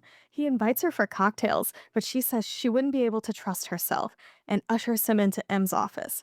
M is reassigning Bond off Operation Bedlam because he hasn't been able to capture or kill Blofeld in 2 years, telling him, "Your license to kill is useless unless one can set up the target," and quickly sends him away. Bond tells Moneypenny to take down his resignation from Her Majesty's Secret Service and goes to sulk in his office. You mentioned earlier the like mommification of Miss Moneypenny, and yeah, nothing could be more on display here than when he pinches her bottom. It actually is it's the first time where it feels like unwelcome. Like her reaction is like, "Oh no, like why are you doing that?" Like Yep. And then he asks her for drinks and she turns him down. Yeah. And he's not like, very wittily asking. He kind of sort of is. And she says no. And it's a very motherly tone that she says. It's oddly enough, even with the bottom pinching, it seems more professional than the other urgents. Yeah. Because they're very clearly just playing this game Yeah. that they play. And when he comes back out and asks for the resignation, she starts doing that and then immediately cuts it off and starts taking the note because they're at work. And this is just the banter they do. And that's part of why I like this so much more is the dynamic is so different with everyone back in the office. And maybe it's corny of me, but it's more of a family kind of feeling than with Sean Connery. And I like that a lot. Yeah. I will say this is where I really noticed the difference in the actor because, like, yes, the writing was not there because it's been innuendo and flirtation in the past. And this was so blunt and to the point. And it's like, let's go out in many ways. And it was much more aggressive. And I'm like, this feels weird. They're not fun and flirty anymore. And I couldn't tell if it was like a problem of the writing or if the actor didn't know how to be flirty. So that's when I was really trying to study this as a romance, like the film, because it is a much more romantic film as you go along. But I'm like, this is different. I'm going to keep my eye on this. I feel like it made him feel like he was younger and more inexperienced, even though it's supposed to be the guy who was already in the first 5, Yeah. That's the vibe that he gives off because he was younger, Yeah. right? And he's Yeah. way less smooth, though. Yeah. Like, the charm is not entirely there. Yeah. Yeah, and she's like nudging him into how to flirt with her. But yeah, I feel like it has a very introducing him into the series kind of feeling. The other thing I just wanted to bring up from that particular passage in the movie is I love that M reiterates that he is literally just a hired gun. He's like, your job is to kill the people I tell you to kill, and you're not doing that. And I think that's fascinating because that doesn't come up in the movies as much. Only when it like they need to reinforce what it is that Bond does. But like in M's view, specifically when he says that, he doesn't think of Bond as like fancy gadgets and cars and like hanging out in bars and dressing up in tuxes. He's like, no, you're a gun and your bullet goes into who I say it goes into. And I think that's sort of fascinating because it's like a stark reminder of like, this isn't a nice job. Like the thing that Bond's doing is actually quite despicable. After Bond rummages through his desk and we're treated to music cues and gadgets from the previous film, Moneypenny calls him to let him know that M wants to see him. M coldly lets him know the request is granted, but Moneypenny has secretly only asked for Bond to have 2 weeks leave, not to quit. As Bond kisses Moneypenny on the cheek goodbye, M reveals he can hear everything in Moneypenny's office and thanks her for what she has done. See, nice family vibe. Exactly. It's such a sweet moment when that happens.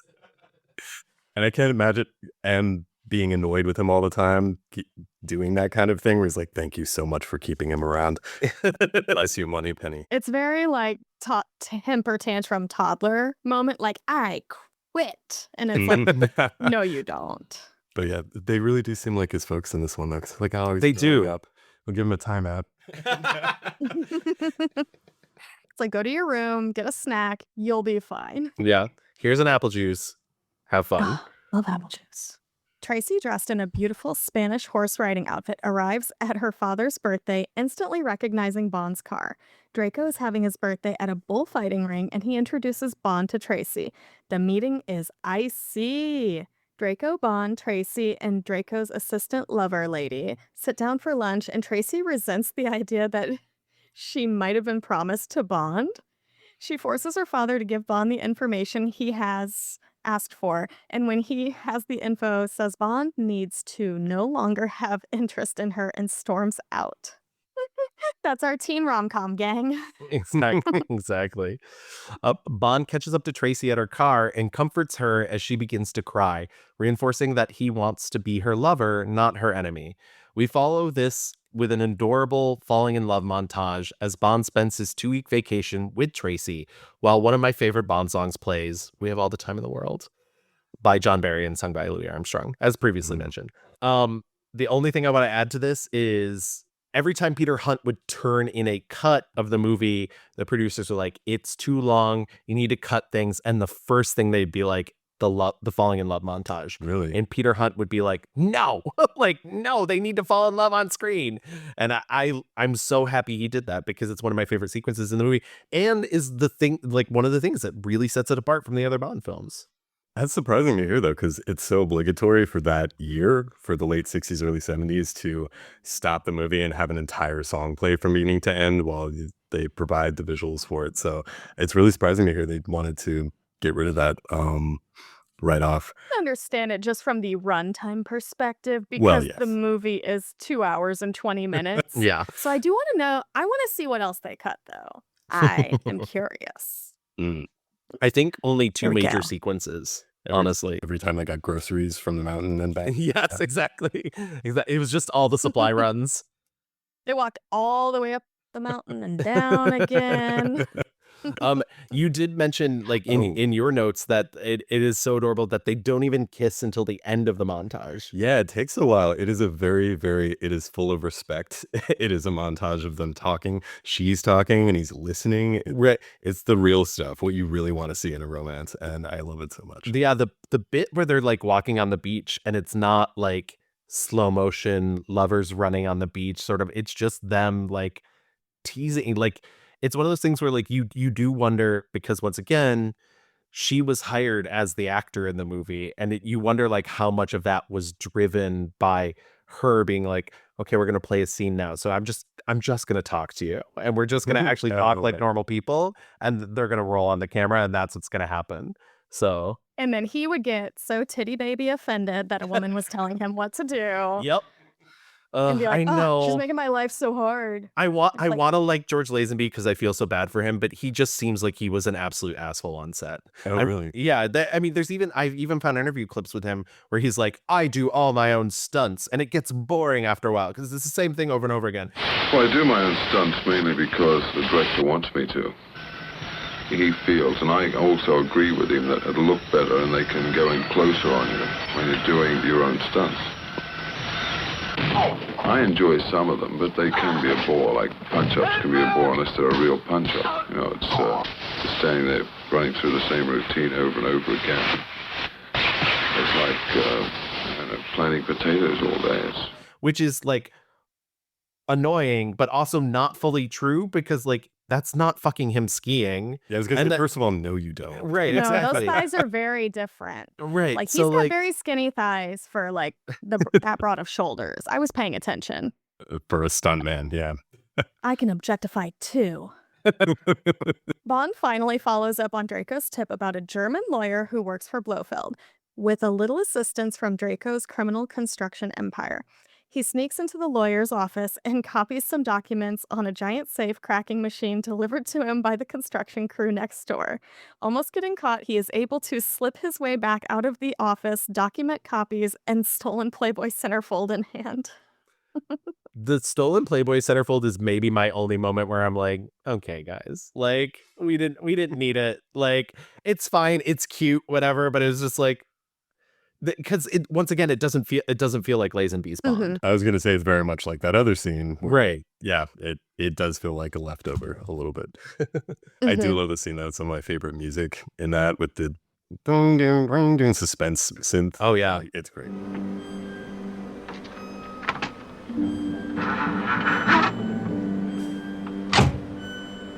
And because it's so music driven, absolutely. While this is happening, Tracy reveals to her father that she's in love with Bond and hopes that one day he'll fall in love with her too. And she asks her father for no more tinkering in their relationship. Once again, this is another scene where I guarantee if they asked for the love montage to be cut, I guarantee they asked for this to be cut too.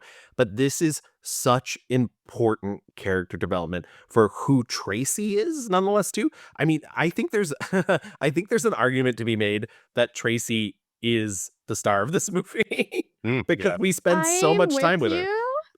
Yeah, definitely more complicated. I'm with you because when she's not there, I put this on my letterbox. It's like I am just waiting for her to come back. Like I am just like candle in the wind. Where are you? Should have the other characters ask, "Where's Tracy?" Tracy.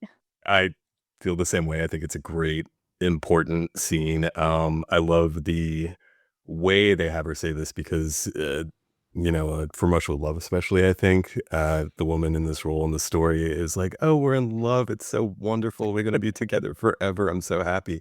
And she is much more realistic, but not sad. She is happy, but he asks about him being in love with her, and she says that may come to someday.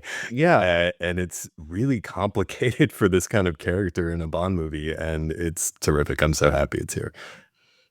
Absolutely. And I'm also glad that there's none of the teen comedy, oh, this was for money or a bet or whatever. Right. It's like, no, she knows exactly what's going on. And she's like, what? Just don't mess with this. Let's see what happens. Yeah, I'll be 100%. fine. Yeah, she clocks it from the beginning and is like, okay, we're not doing this, guys. Shut it down. Like, No. I love her. Bond arrives at M's massive bachelor mansion and interrupts M's day of butterfly collecting goals. Bond reveals that he knows Blofeld is hiding out in Switzerland under the name. Oh gosh, Gavin, why would you give me a name? and so it's Count Balthazar de Blochamp. Blochamp. Yeah. I love European bullshit. Blofeld is hiding out in Switzerland under the name Count Balthazar de Blochamp and is hoping that he can have his lineage proven through the London College of Arms Genealogy Department, headed up by Sir Hilary Bray. You mean Hilly. That's Yeah. Hilly. Bond meets with Bray, and Bray reveals that Bond's family motto is "The world is not enough" on his family coat of arms. Bray agrees to let Bond pose as him after Bond does a pitch-perfect impression of Bray, which is just dubbed, not Lazenby doing one himself. It's so funny, Lazenby's like, I didn't even know till the movie premiere that they were going to dub me, and I'm like, okay. Anyways, They Bray... just didn't tell him. Right, exactly. Bray also tells him to look out for the Blochamp family trait of lacking earlobes. If Blofeld is who he says he is, he shouldn't have them, which is not an exact science. This is Days of Our Lives science, gang. I also do want to mention just the idea, once again, Emma's presented as like a happy bachelor, like living alone with his manservant, collecting butterflies. And I do think as an interesting parallel to the beginning of the movie, the first time we see Tracy, she's in a butterfly dress. She's in a dress that the wings are on the arm. And I think there's like an interesting, I don't know what the parallel is, but there's certainly more psychology in that little fact than there is in the entire book of Honor Majesty's Secret Service. So I just want that thought out there. This says a lot about our director, our homosexual. Oh, yeah. Bond as Bray arrives in Switzerland and is immediately whisked away by Blofeld's personal secretary, Irma Bund, first by sleigh ride, then by helicopter to Piz Gloria, a resort turned Allergy Research Center, which honestly take me there for my allergies. All the while, Bond is being tailed by a backup agent sent to look after him. While in the helicopter, Bond asks Bond if he enjoys skiing or bobsledding. He replies he's not a sporting man, even when he's at his best. Many have taken this for years as Bond's first hint that Bray himself might be queer, which is kind of a lame stereotype. Yeah, there's I guess there's this undercurrent that people have talked about for years that Bray is supposed to be homosexual, and Like the real one or just that both. character? Well, that's Oh, the okay. thing. And I even think that's even funnier because the guy that plays Bray is actually Peter Hunt's neighbor. So like I don't know what that says there, but So, a literal friend of Dorothy? yeah, exactly.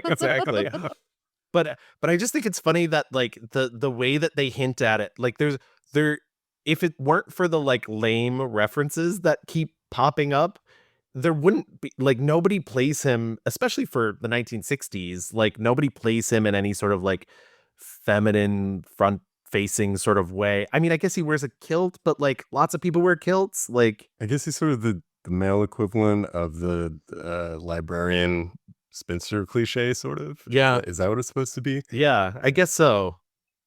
But it's weak. He's like 30. Yeah, it's ridiculous. Bond and Bunt are greeted by a series of guards. Bond remarks that guns make him nervous, and Bunt says it's to keep away industrial spies. Bunt tells him he will submit to a full medical examination, and when he is led away, she phones Blofeld, who we see from behind. He says to treat Bond as Bray to all of the comforts, as his famous fluffy white cat plays with the telephone cord. Bond is told that he has to ring in order to be let out of his room and to have it unlocked, as all the patients are locked in their room for their own benefit. When Bunt leaves, Bond immediately sets about searching his room for bugs. He then dons a kilt and makes his way down to the dining room, where he's greeted by a bevy of beautiful Blofeld beauties. I did this to myself on purpose. Patients of Blofeld from all over the world being treated for their allergies. I put allergies in quotes earlier because I don't believe any of these girls even had allergies to begin with. Like, especially when they describe, like, when Ruby's like, oh, I used to be terrified of chickens. It's like, that's not what an allergy is, lady. No, like, I Right, have a and food it's like sensitivity to chicken. That's what it is. You don't have an allergy because you're scared of chickens. Also, you just punch the chicken and move on. Chickens are so mean. Yeah, that's my secret theory, though, is that they track down the people who would be the most suggestible to this secret devious plan they have, and it's people who have imaginary allergies. People who make waitstaff lives miserable. I don't know, but there's some kind of psychological profile, and that's my theory as to what they're really doing, and that's why hypnosis training works. You Totally. can be like, and you love chickens now, which is definitely how an allergy works. Bunt stops the girls from describing their treatment or revealing their last names, and at dinner he notices everyone has very specific dietary needs. One girl only having chicken, one having only potatoes, one having only corn, and so on. Bond regales them with stories of genealogy, proving that he is Bray, as he says he is. Some of the women are enthralled, others are bored out of their minds, Joanna Lumley. He claims his coat of arms has 4 gold balls, prompting one of the girls to write her room number on his inner thigh with lipstick. The kilt is coming in handy, baby. When Bunt asks if anything is the matter, he retorts, just some slight stiffness coming on. Honestly, it's perfect. He delivers it perfectly. That's a great moment. Yeah, truly, especially when she like reaches over and right, like it's perfect comedy. Once again, it's one of those things where like, why make parody? It's already here. Like Bond is brought to Blofeld, and as he goes, previously mentioned Joanna Lumley, future AbFab star, remarks that she, of course, knows what he's allergic to, commenting on his sexuality. After a decontamination, Bond is face to face with Blofeld once again, even though they do not recognize each other. Different actors, both of them. Exactly. Blofeld shows off his lobeless ears like the Habsburg lip or the Medici nose. Bond says he'll need more proof, and Blofeld explains his technique for curing the allergies is both psychological and medical. Bond demands Blofeld join him at the ancestral Beauchamp home outside of Switzerland, which would avoid any lack of Switzerland's extradition treaties. So basically, he's just trying to get him out of the country so he can arrest him. and Blofeld turns him down. I think that's funny just because, like, it's very clear that M is like, no, kill him. Like, so it's weird that Bond, like, because that's eventually what ends up fucking Bond up. Like, that's eventually what Blofeld catches him in the lie about the ancestral home. And it's like, he wouldn't have to lie about it if he just shot him. Like, No, this is the point. Once again, he's more beautiful than bold. I couldn't help picturing this as like a Patsy Stone story about that winter. She was at that clinic in Switzerland, and I gave him this radio. They never called, and then it exploded. But at her telling this story, I can imagine it would be so funny. No men. yeah. No men. Just with a cigarette. I love Ab Fab so much. Oh no, it worked. I never ate again. Oh, I should go rewatch that. I just watched Joint Alumni's Celebrity British Bake Off, and it is perfect.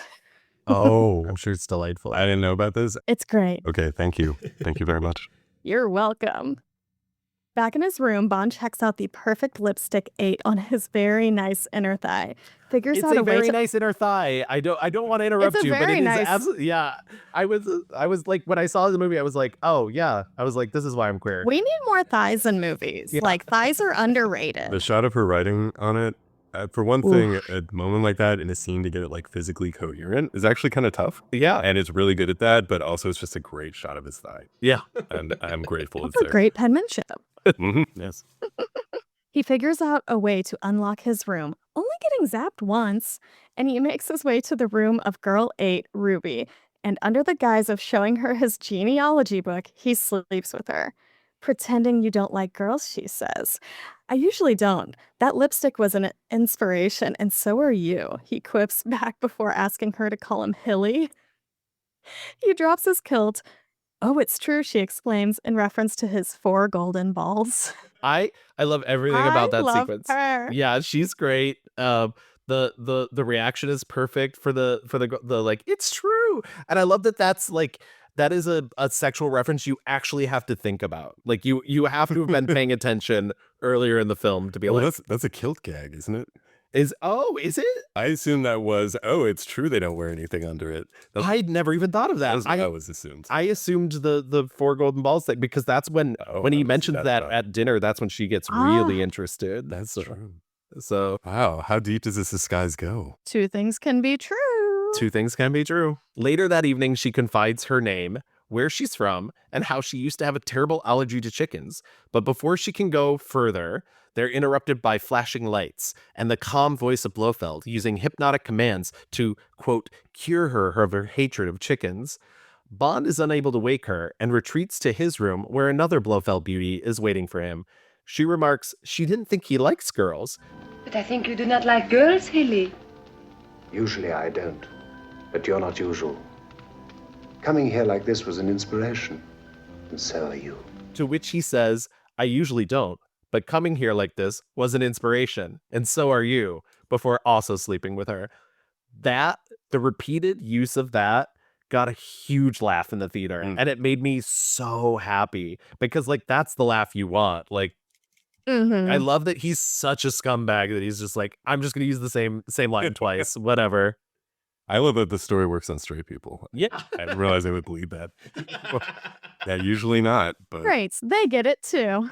Also, this is full Stefano Demera using John Black as the pawn in Days of Our Lives science. This is how you activate. Amazing. I was dying. I gotta see Days of Our Lives. The next day, Bond's blonde agent friend tries to take the gondola up to Piz Gloria, but is met by resistance from Blofeld's men. Bond himself joins the girls in a game of curling as his blonde cohort tries to climb up the mountain. He's given away by some crows, and Blofeld's men open fire. Bond and Blofeld verbally spar, after which Bond makes several dates with the girls. In an attempt to return to room 8 that evening, Bond finds Irma Bunt and Rubies and is surprised with the blackjack to the head, knocking him out. I loved this. So funny. I will also say this like takes a small card from the Thunderball book, but because that is just the playbook, because that is clearly not Irma Bunt in the bed until it cuts to the close-up. It is clearly Ruby, and that's very much the Thunderball opening sequence with the like, he punches a woman and suddenly it's a man in drag. So like, I was watching for this after reading your note, and yeah, that is 100% her right up until they cut to the close-up. yeah, exactly. And I love that. I love that sort of fake out where it's like, Bond's not dumb. It was literally another woman. Like, My favorite part is that her giggle is there. She giggles a little. Yeah. And I guess that's just Irma Bunt doing, which is She's the a woman best. of many skills, shape-shifting and voice Oh, yeah. modulation. Oh, I had no trouble believing it. Yeah. I love her. really the mystique of her day. Bond wakes under the Christmas tree. The jig is up. Blofeld has deduced that Bray is actually Bond. Duh, they've met before. And tells him his mistake was misstating where the Beauchamp family tombs were. That and sleeping with several of the girls there. I also love, just as a sidebar, Bond checks his room for bugs, so he must know he's under surveillance at all times, and then goes and fucks some girls in their rooms. It's like, you know you're being surveilled. Like, I guess that's why he stays in character the whole time. yeah. What? This is another, like, this is how you know this is the same Bond from the previous movies, because he's bad at his job. Yes, he is dumb. Yeah, he did graduate to using a different name. I think it's a real milestone. That is a real milestone. Blofeld villain monologues about how his plan is to sterilize the world's food supply through a genetically engineered disease if his demands are not met by the United Nations. He plans to hold Bond as hostage until he gets what he wants, locking Bond in the mechanical room of the mountainside gondolas. I know you're a big fan of the zoom lens when it starts. Wait, do it again. I added a note for this that just says zoom lens. When he wakes up again with the Christmas ornaments, it was a big, slower than the fight scene was, but it's the same kind of visual idea where it just zooms in on ornaments. I love that this is the only like psychedelic acid rock era kind of Bond movie. I'm really pretty glad Sean Connery wasn't around for that one. Because he would just earmuffs. And Chels hasn't seen it yet, but even when they try, and they don't do it very well or quite often in Diamonds Are Forever, but even when they try like little touches of it, it just doesn't work with Connery at all. Yeah, I feel like, I haven't seen that in a while, but I feel like they claw back a lot of stuff. Yeah. Like, never mind. Yeah, they're like, Yeah, but also, they had to go real cheap for Diamonds Are Forever, but we'll get there. We'll get there. Oh, yes. But yeah, it's just more of that differing and specifically very late 60s visual style with using the zoom lens all the time, and I just love it. This is also how I learned that this is a Christmas movie. Yeah, Did not know that it was right, Christmas yeah. time. So everybody, next holiday season, here you go. No more Die Hard discourse. We don't need it. Blofeld's beauties gather in the lounge where they are each given a gift box. While this is happening, Bond plans his escape using his pocket liners as mittens. He scales up the cable car ropes to reach the outside. Honestly, brilliant. Get your mittens, girl. The girls are all drugged as Blofeld's hypnotic voice tells them to rest. Bond manages his exit with all of his fingers intact and sneaks back into the facility, witnessing the girls in their hypnotic trance. They open their gifts, a makeup and perfume kit. They are told never to use the atomizer until they are given orders, and that at every night at midnight they are to switch on their compact receiver for him to deliver his post-hypnotic command. Kristen DeMera will do this. Mark my words. This movie is actually how I found out about about atomizers, which I have like a whole set of like cologne atomizers behind me now. But like I was like, what's an atomizer? And then I was like, oh, it's just a little cologne. It's such a cool name. It's a very cool name for such a like kind of generic thing. Like, anyway, Patsy Stone was like, yes, he's told us never to use it, and frankly, it tasted horrible. exactly, yeah, just drank it. Bond is able to escape the facility, taking out a guard and skiing down the mountain, but is almost immediately spotted. Blofeld's goons give chase, causing Bond to break a ski and improvise a snowboard out of his remaining board.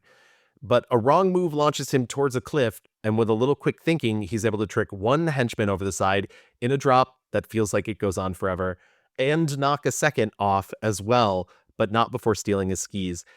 Seeing this in a theater played on 35, when the guy went over the mountain and like it just kept going, you could feel like everyone holding their breath, because it's crazy that it lasts that long, that they just watch him drop the entire way. I'm so jealous that you got to see. Yeah. Yeah, I love the way that ends, where it's a shot from directly overhead, and he's sort of not shrinking a lot. And for perspective, you see his shadow come in from the side and then meet him when he hits the ground. Yeah. It's such a crazy stunt fall, and I think mannequin fall. Yeah. Oh, I'm sure it was a mannequin. Yeah. No, that was a real person. That was somebody they didn't like that All day. the way. Yeah. Really wanted to give their all to Bond films. That was actually what happened to George Lazenby. That's why he couldn't do another film. They shot that one last. Yeah. Yeah, Willy Wagner, this professional skier who had been filming himself in this rent skiing. He was an amateur documentary filmmaker, and they brought him on to work on the skiing action in this because he could hold the camera and ski at the same time, which was like a pretty new sight unseen, and it was really awesome. And he also does The Spy Who Loved Me, I want to say, and I forget what else, but he's come back to other Bond films. There's a lot more skiing in the Roger Moore Bond movies, Charles. You will see that. Roger Moore is always skiing for some reason. Yeah, I will be comparing thighs then. Oh, absolutely. Yeah, it commands that you do. But yeah, he also directed a couple of movies that are very, very bad comedies, but they all involve a lot of skiing. One of them is like a obstacle course people are doing against each other to get an inheritance. It's one of those. They're full of stunts, and the stunts are great. So might be worth seeing if you love ski stunts. I got a phone call from Cubby Broccoli asking me if I was interested in working with the Bond people. I was supposed to go for 3 weeks, and I was staying for 3 months then. So it was a great adventure. When I first saw his material, at the very end of the rushes, this material came up, which was all handheld. The most exciting skiing material with the guy skiing, following skiers through trees, and one guy, in fact, leaping up in a tree. Skiing is my profession, or was my profession as an Olympic skier. And I didn't have too much problems with, actually skiing with a camera. One of the most spectacular skiers I've ever come across. None of the stuntmen, certainly not myself, would have had the ability. Anish. Irma Bunt says goodbye to the beauties who have now been released to the world, much like butterflies. As Bond finally makes it down to the village, and after a few close calls with more Blofeld goons and a polar bear with a still camera, he finds himself hiding in a skating rink where who should appear before him but Tracy. Y'all, my heart restarted. My attention was got. I miss her so much. You just don't understand. When that camera pans up from the skate to her in that that little skating outfit, oh my God, it's so good. It's so good. Yeah, I mean, it's a long one, but it's like the perfect amount of time where you almost kind of forgot all that was going on. Yeah. And it's actually surprising that she shows up and you're kind of right where he is in that scene. It's great. And that scene is actually genuinely tense. And I think part of it is the way that Lazenby is directed. He looks worried, which is not something you often see from Bond. Yeah, he really seems screwed. Yeah. To be fair, he was confused and missed his mark and was looking around for it. He was confused. I'm just being mean. Recognizing that he is in trouble immediately, she gets him to her car and away from the village, but not before he is spotted in the passenger seat. Yeah, that is so funny to me that she's driving away and she pulls the car back around, and one of Blofeld's goons just immediately sees him. He pulls his coat up. Yeah, they're right next to each other when they get in the car, and he's hiding from them as he gets in, and then he doesn't duck. No, he doesn't duck. So bad at his job. He's not smart. Those brain cells were so stretched thin. Tracy reveals her father let her know where Bond was, and when Bond tries to contact the Home Office, they have to make a run for it again, attempting to lose Irma and the henchman at a stock car racing rink. After a tense go of it, Tracy is able to flip the henchman car and make their way out of the rink.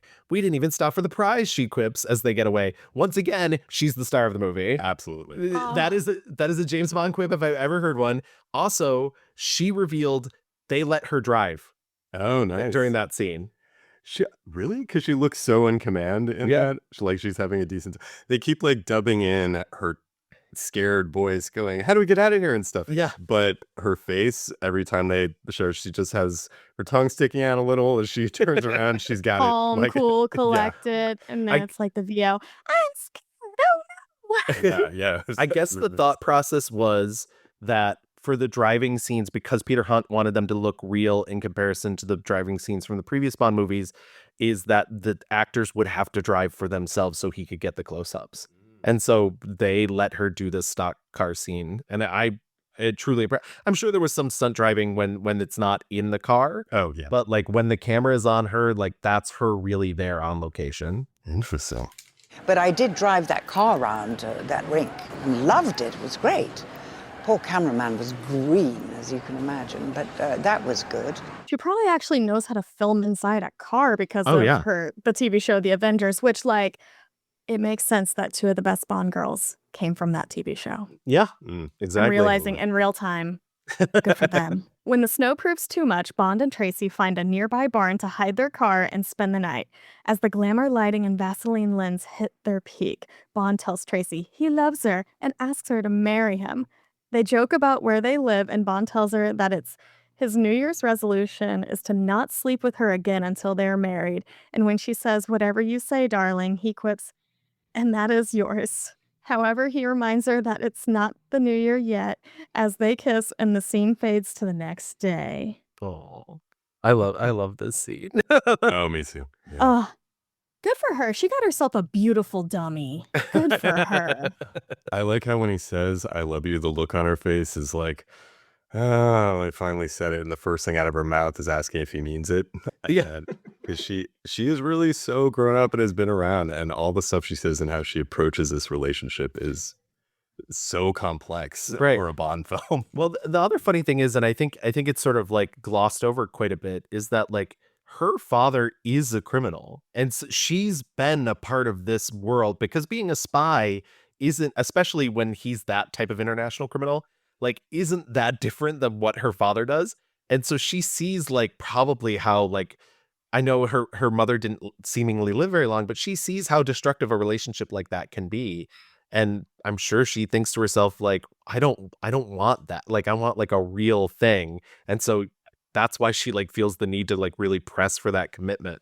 But yeah, sorry, that's real psychology. Yeah, it's probably why she looks trepidatious when the spy assassin says, "I love you." Well, she's a character with depth. We can analyze her. There's actually something there behind the eyes. Exactly. Yeah, it's such a delight. Blofeld's men invade the barn only to find that Bond and Tracy have already left. More skiing ensues and ends when Blofeld uses a flare gun to initiate an avalanche.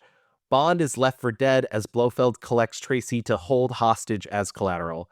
Back in England, both Bond and the window reflect back to Tracy being taken, and M informs him that they have no choice but to meet Blofeld's demands, including amnesty and a recognition of his title as a count. God, he's so petty. M says, quote, "A very curious thing, snobbery." Knowing M can't help, he turns to the one man who can, Draco and his ring of criminals. I love that bit of the showing the henchmen gathering up Tracy and then cutting back to him in England, looking out the window, and you see it like matted into the window once again. And once again, another thing that like there's nothing like that in most Bond films. Exactly. Yeah. So like visually, and also that it's I don't know, an emotional flashback moment for they don't do that, right? I can't think of another one that's like that. Not really. I think if you want that sort of pathos, you have to like get to like the Craig era Bond. Oh, right. Or like I feel like that those are much more like wistful in terms of the Craig era Bond, where he go with 2 movies goes from Brand New to Over the Hill, which is my favorite because like Casino Royale, Quantum of Solace are supposed to be like basically the same movies, take place in the same time period, and he's like a brand new 00 agent. And then you get to Skyfall and they're all like, he's a dinosaur. And I'm just like, wait, what? You're right. Yeah. I forgot. Maybe it's because the movies were so long. I forgot how they kind of speed run that entire thing across 4 movies and then it's over. Yeah. Wow. I have so much to look forward to. Oh, they're good. Mostly. We'll find out. Draco loads 3 helicopters up with his best men and heads out to Switzerland as Blofeld wines and dines Tracy. First off, she's a bad bitch in this moment. I love her so much. She finds his criminality. Yeah. This is all Simon Raven's very queer, like bitchy writing. So yeah. Yeah. This is every gay man loves a fabulous diva and wrote for her. She finds his criminality undesirable, but he reminds her her father is also a criminal. Blofeld offers to make her a countess, and she reminds him she already is. Now, if you're very, very nice to me, I could make you my countess. But I'm already a countess. Whereas if you displease me, I can promise you a very different estate. The helicopters are radioed too, and they claim to be a Red Cross mission delivering blood and emergency equipment for an Italian flood disaster. Tracy recognizes her father's voice over the radio.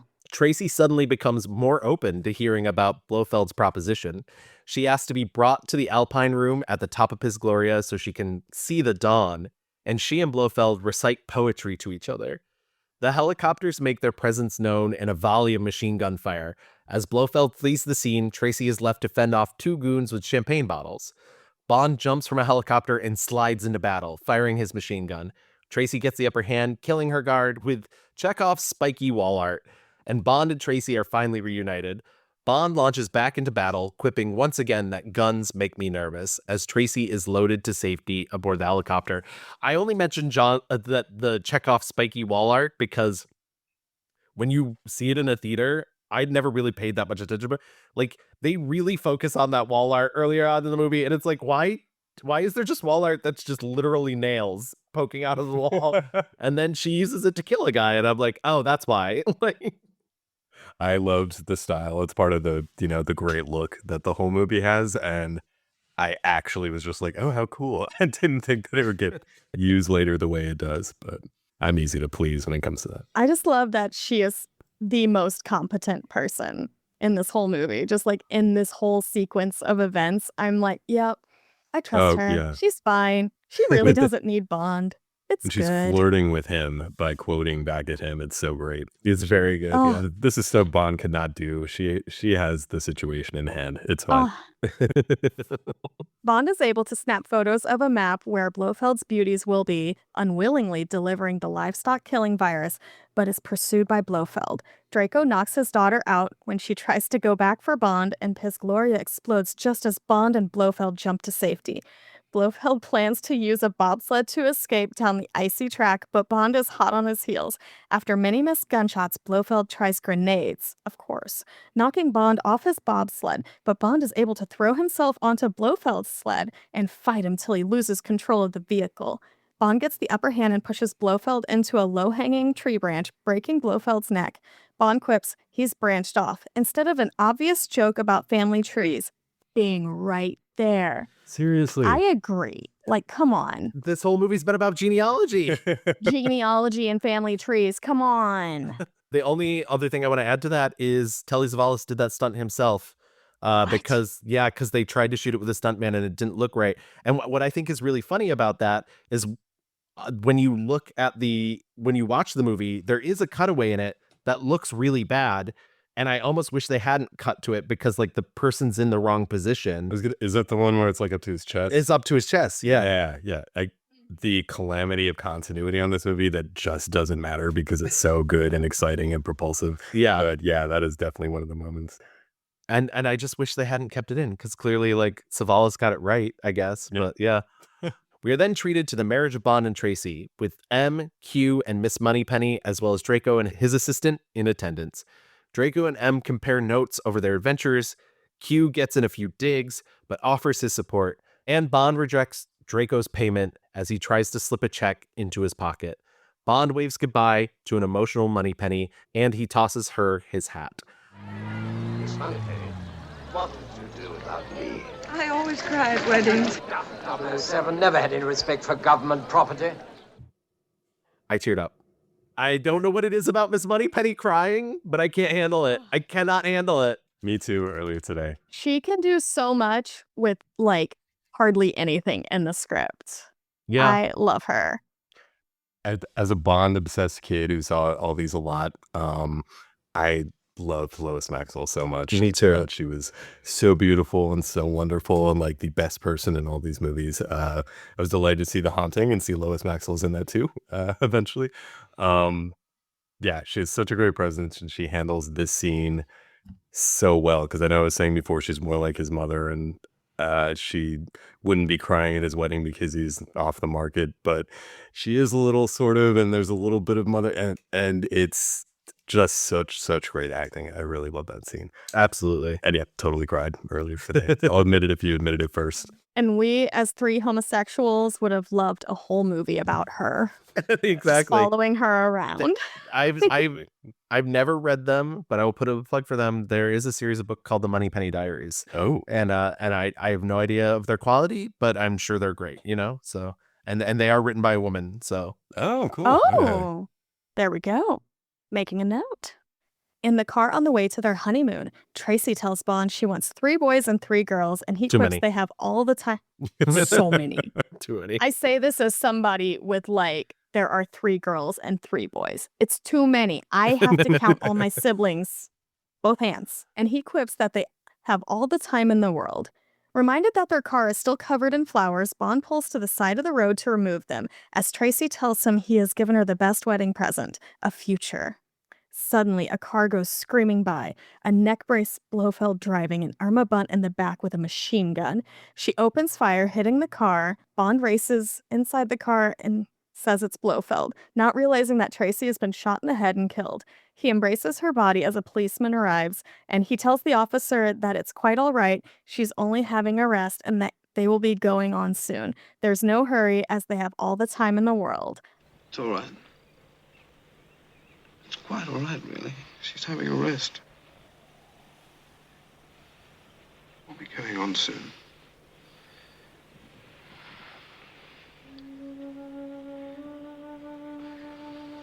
There's no hurry, you see. We have all the time in the world. I am devastated. Yeah. I am not okay. They could have just killed him. They should have killed him. See, it's way more powerful if they kill the star of the movie. Yeah, that's the Exactly. That's true. There's some contention about this the inclusion of this in the movie. Peter Hunt has said that he had to fight to keep it in because it is from the book. He's also said that had they, because they knew Lazenby wasn't going to be in the next one, but had he been in the next one, he would have preferred that the movie ended with them driving away and Diamonds Are Forever beginning with this sequence. But they shot this sequence to have it in case that happened. And when they found out Lazenby wasn't going to be, he then had to fight for it to be kept in the movie. This is also the scene where he wore George Lazenby down. Right. And I guess he did yell at him at one point, because he was like, "Don't cry, James Bond doesn't cry." And I think it's much more powerful because he his not crying makes me more emotional as an audience member. He doesn't. No. It's good acting in that moment when he says that. Looking at this description in text, this scene sounds so terrible. She's like, you gave me a picture. I wrote that. No, but she's saying that I have a future now. I remember she's literally looking into the distance at her future as she's saying this. Yeah, which sounds like the worst thing you've ever heard for, the last 10 seconds before she dies. And then he says, we have all the time in the world, which he just said. And it sounds so awful, but it's such a good scene. And I guess it was right to wear him down for 8 hours because the way he says that at the end is absolutely perfect. It's really great. Yeah. No, Diana Rigg has the soap opera legend Kim Zimmer from Guiding Light can turn shit into sugar. She's been cloned. She's had breast cancer, then had a child after menopause, everything. The worst storylines, but also she sells you everything. Diana Rigg sells you this terrible dialogue that she wants this happiness, this future. It's it's within my grasp. This kind of sense of normality she never had with her criminal father. And she's like, the spy guy, okay. Are we making it work? What? Yeah. And then they just had to gut me. I didn't even include the bit where she's doing the he loves me on the flowers and which I think is maybe the weakest part of this entire sequence, where it's just I know it's supposed to be cute and they're being romantic, but it's just ugh, who cares? Even that part. I love that part too. Yeah. The film ends on the bullet hole in the windshield and on a slate saying James Bond 007 will return in Diamonds Are Forever. The end. So we've reached the end of this movie. Any final thoughts before we get into sort of analyzing the characters briefly? You first. Guess first. I still think this is I like that you said guess first and then I immediately took it. I still think this is one of the most amazing Bond movies. It's my personal favorite. I love every second of it, and every time I see it, it's only more reinforced to me that it's like, to me, this is, of the 60s Bonds, this is the great James Bond movie. Only downhill from here now. Well, you're gonna enter the 70s, so that's what you have to feel like. Yeah, it's bumpier. There's good stuff in the 70s, but yeah. And yeah, like none of my favorite stuff, to be honest. I know you famously don't like one that I really do like, but we'll. Oh, that's right. Yeah, famously, it's the talk of the town. But yeah, this is definitely still my favorite. Always was. I guess just all the stuff I've already babbled about. It adjusts to the new Bond actor in a way that makes it one that I like more. The dynamics are a little different, and he seems different, and the blonde girl is a well-rounded character who you care about a lot, and that's different. Or I guess I should say that he cares about a lot, and that's the change. But yeah, just a fantastic movie and so much fun. And there's not much to say about the ski sequences, but they are awesome. I really loved it. Yeah. Yeah, I really enjoyed this one. There was like 5,000% less jump scares and yikeses than literally every other one I've watched.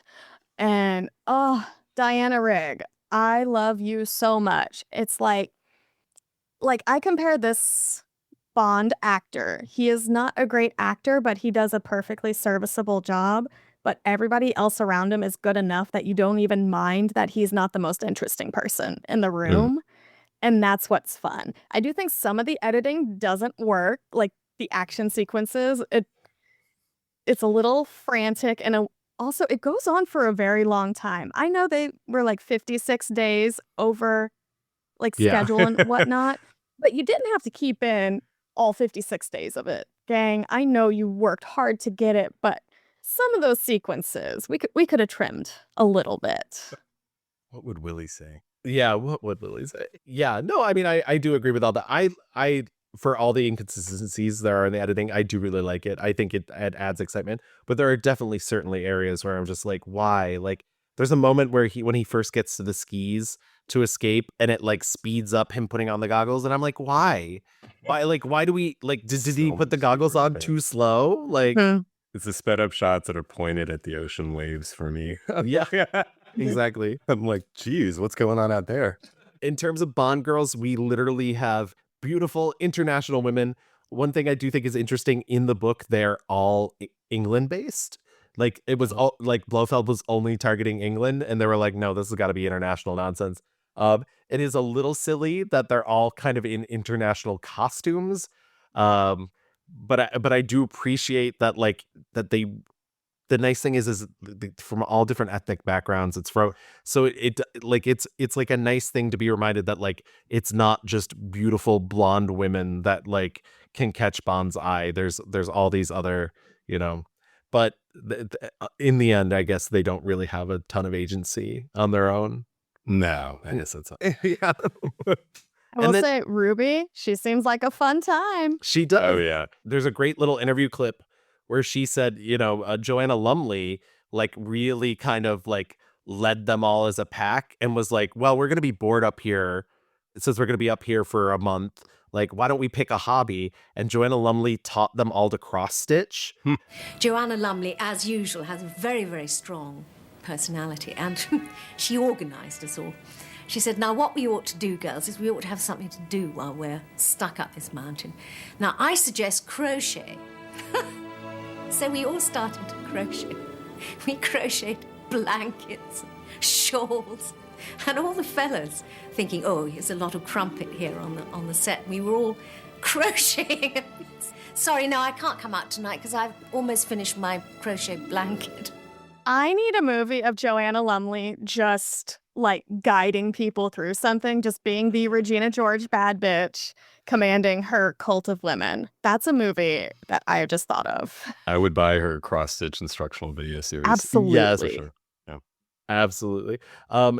Tracy Bond herself, the lovely Diana Rigg. I feel like we've kind of said our piece on her, but I do love, once again, and we've said it a billion times. I like that she's a three-dimensional character. Mm. That she's sort of everything that you want out of a.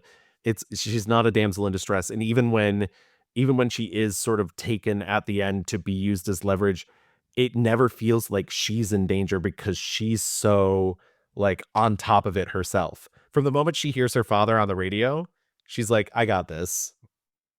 It's literally like she would have been fine. James Bond did not need to come for her. Like she was already perfectly fine by the time he arrived. She is easily my favorite Bond girl at this point. Good luck to everybody who follows this. I am so sorry. Like the standard is, ugh. I gotta say, watching these again, Honey Rider from Dr. Gnome, I was just like, what a life. I want to hear about her. If these are the two first stories she tells about her life, like I want to know the rest. She is fascinating. And then when she gets captured, there's nothing for her to do. Nope. She just waits around until James Bond comes by and rescues her. And yeah, it's so awesome to get the complete opposite of that in a similar scenario in this one. I think it's such an improvement. In terms of villains, we have Irma. Like really, our queer-coded villain is Irma Bunt. I do not get any queerness from this Blofeld. If anything, I would say Savalas plays him more towards the book Blofeld, which is described as like asexual. Like his sexual his sexual gratification comes from getting the things that he wants, and that's it. Like, because even when he's like hitting on Tracy, it's like he's not interested in her. Like he's just using her. Like he doesn't care. But Irma Bunt, like as the head of these beauties and whatnot, I think she also had a very good winter. That's all I'm saying. Love Irma. Also, rest in peace to that actress. I guess she died like a few days after this premiered. A few days. And, I don't think I knew that. And literally, no one on set had anything negative to say about her. Her name is Issel Stepa, and even George Lazenby said his first scene with her, he was like, I just wanted to study her because I realized watching her, like that's what acting is. Like what she is doing is acting, and I think that's a huge compliment, especially from the guy who's not really an actor, who's the lead of the movie. She died of a heart attack 4 days after the movie's international release. She was intended to return in Diamonds Are Forever. Oh, that's why you mentioned the thing you said earlier. Okay. Yeah. Wow. Look at me knowing something. What? But yeah, I'm not supposed to know things.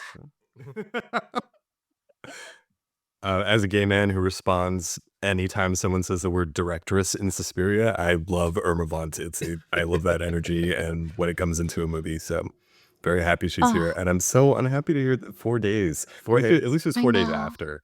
There are other stories. Of, this person died just before the movie premiered, and that would have been the worst. I feel like I hope she got to hear some praise. Yeah, I hope so too.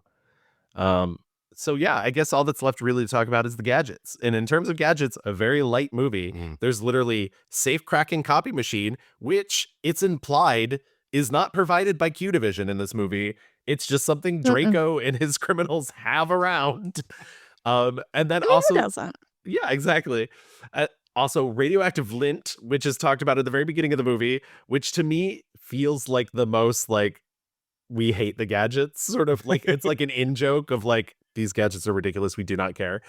And then pockets. Like when James Bond rips out his pockets to use as mittens. And makes them the mittens.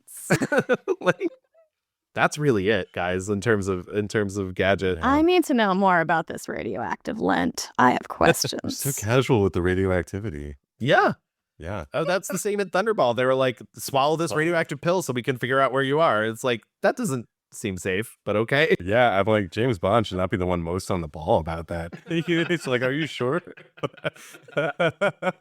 All right. I think that really wraps up on Her Majesty's Secret Service. Thank you so much for joining us, Jay, or should I say Jamiroqueer. Tell people where they can find you online. Oh, yeah. I am on Blue Sky at Jamiroqueer. Never said that aloud. Yeah, Bisky. BSKY.social. And yeah, I talk endlessly about movies online. So if you like more of that, that's exactly where you can find it. And just to like pump you up, since you were so kind enough to come on, you have really amazing takes. Even on something like I love the more obscure the better, honestly, because I'm just like fascinated. Yeah, I think That sounds like me. You live in interesting times, but okay. yeah, I'm actually just damning you with faint praise, but no, you are such a great follow, and I can't think of anybody better. And also, you have a better following than I do, so shut the fuck up. But It's because I never shut up. So yeah, But thank you so much for that, and thank you for having me. It's such a delight. I had horrible stage fright the whole time because cool people inviting me on a podcast does not happen. But thank you very, very much. It's really an honor. You did great. With that, it's case closed for On Her Majesty's Secret Service. Thank you for listening to Q Division. If you'd like to listen to our previous episodes, we are available wherever you listen to podcasts. Please make sure to rate and review our show while you're there. You can also find us on Blue Sky and on Instagram at QDivisionPod on both, or you can email us at qdivisionpod@gmail.com. Chels, please remind the agents where they can find you online. I am Chels725 on the Blue Sky, the Letterbox, the Serialized, which is TV Letterbox, and where I'm probably most active. Nowhere else. Don't come find me. But also, and a rewatch pod. We're talking about The Traitors and Drag Race, which honestly, Drag Race might be better than The Traitors this year. And then we're going to cover Mythic Quest. Actually, by the time this is out, Mythic Quest and Yellow Jackets. We'll have coverage for all of those. We'll see what else we get up to. All kinds of trouble. Beyond the Gates, which is a new soap opera on CBS. We're all going to watch that. Yeah, I would like to remind you that we're currently in May. Everybody, wink, wink. It's currently May of 2025. Wink, wink. It's warm outside. It's so warm. Yeah, totally. And as for me, I'm Gavin, and you can find my other long-running film podcast at The Mixed Reviews on any podcast platform. It's co-hosted by my good friend, Louis Rendon. If to find out more information about The Mixed Reviews, please visit glitterjaw.com/mixed-reviews. And with that, until next time, agents, we hope to have left you shaken and not stirred. Yeah.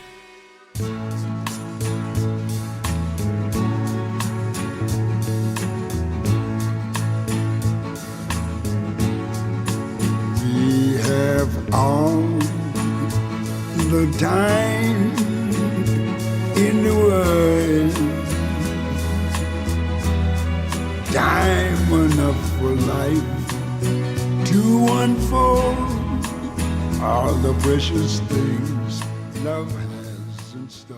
Only thing I want to add to this is they kept every time Peter Cunt. Wow. Wow, Gavin. Oh no. Well, that'll go in the end files.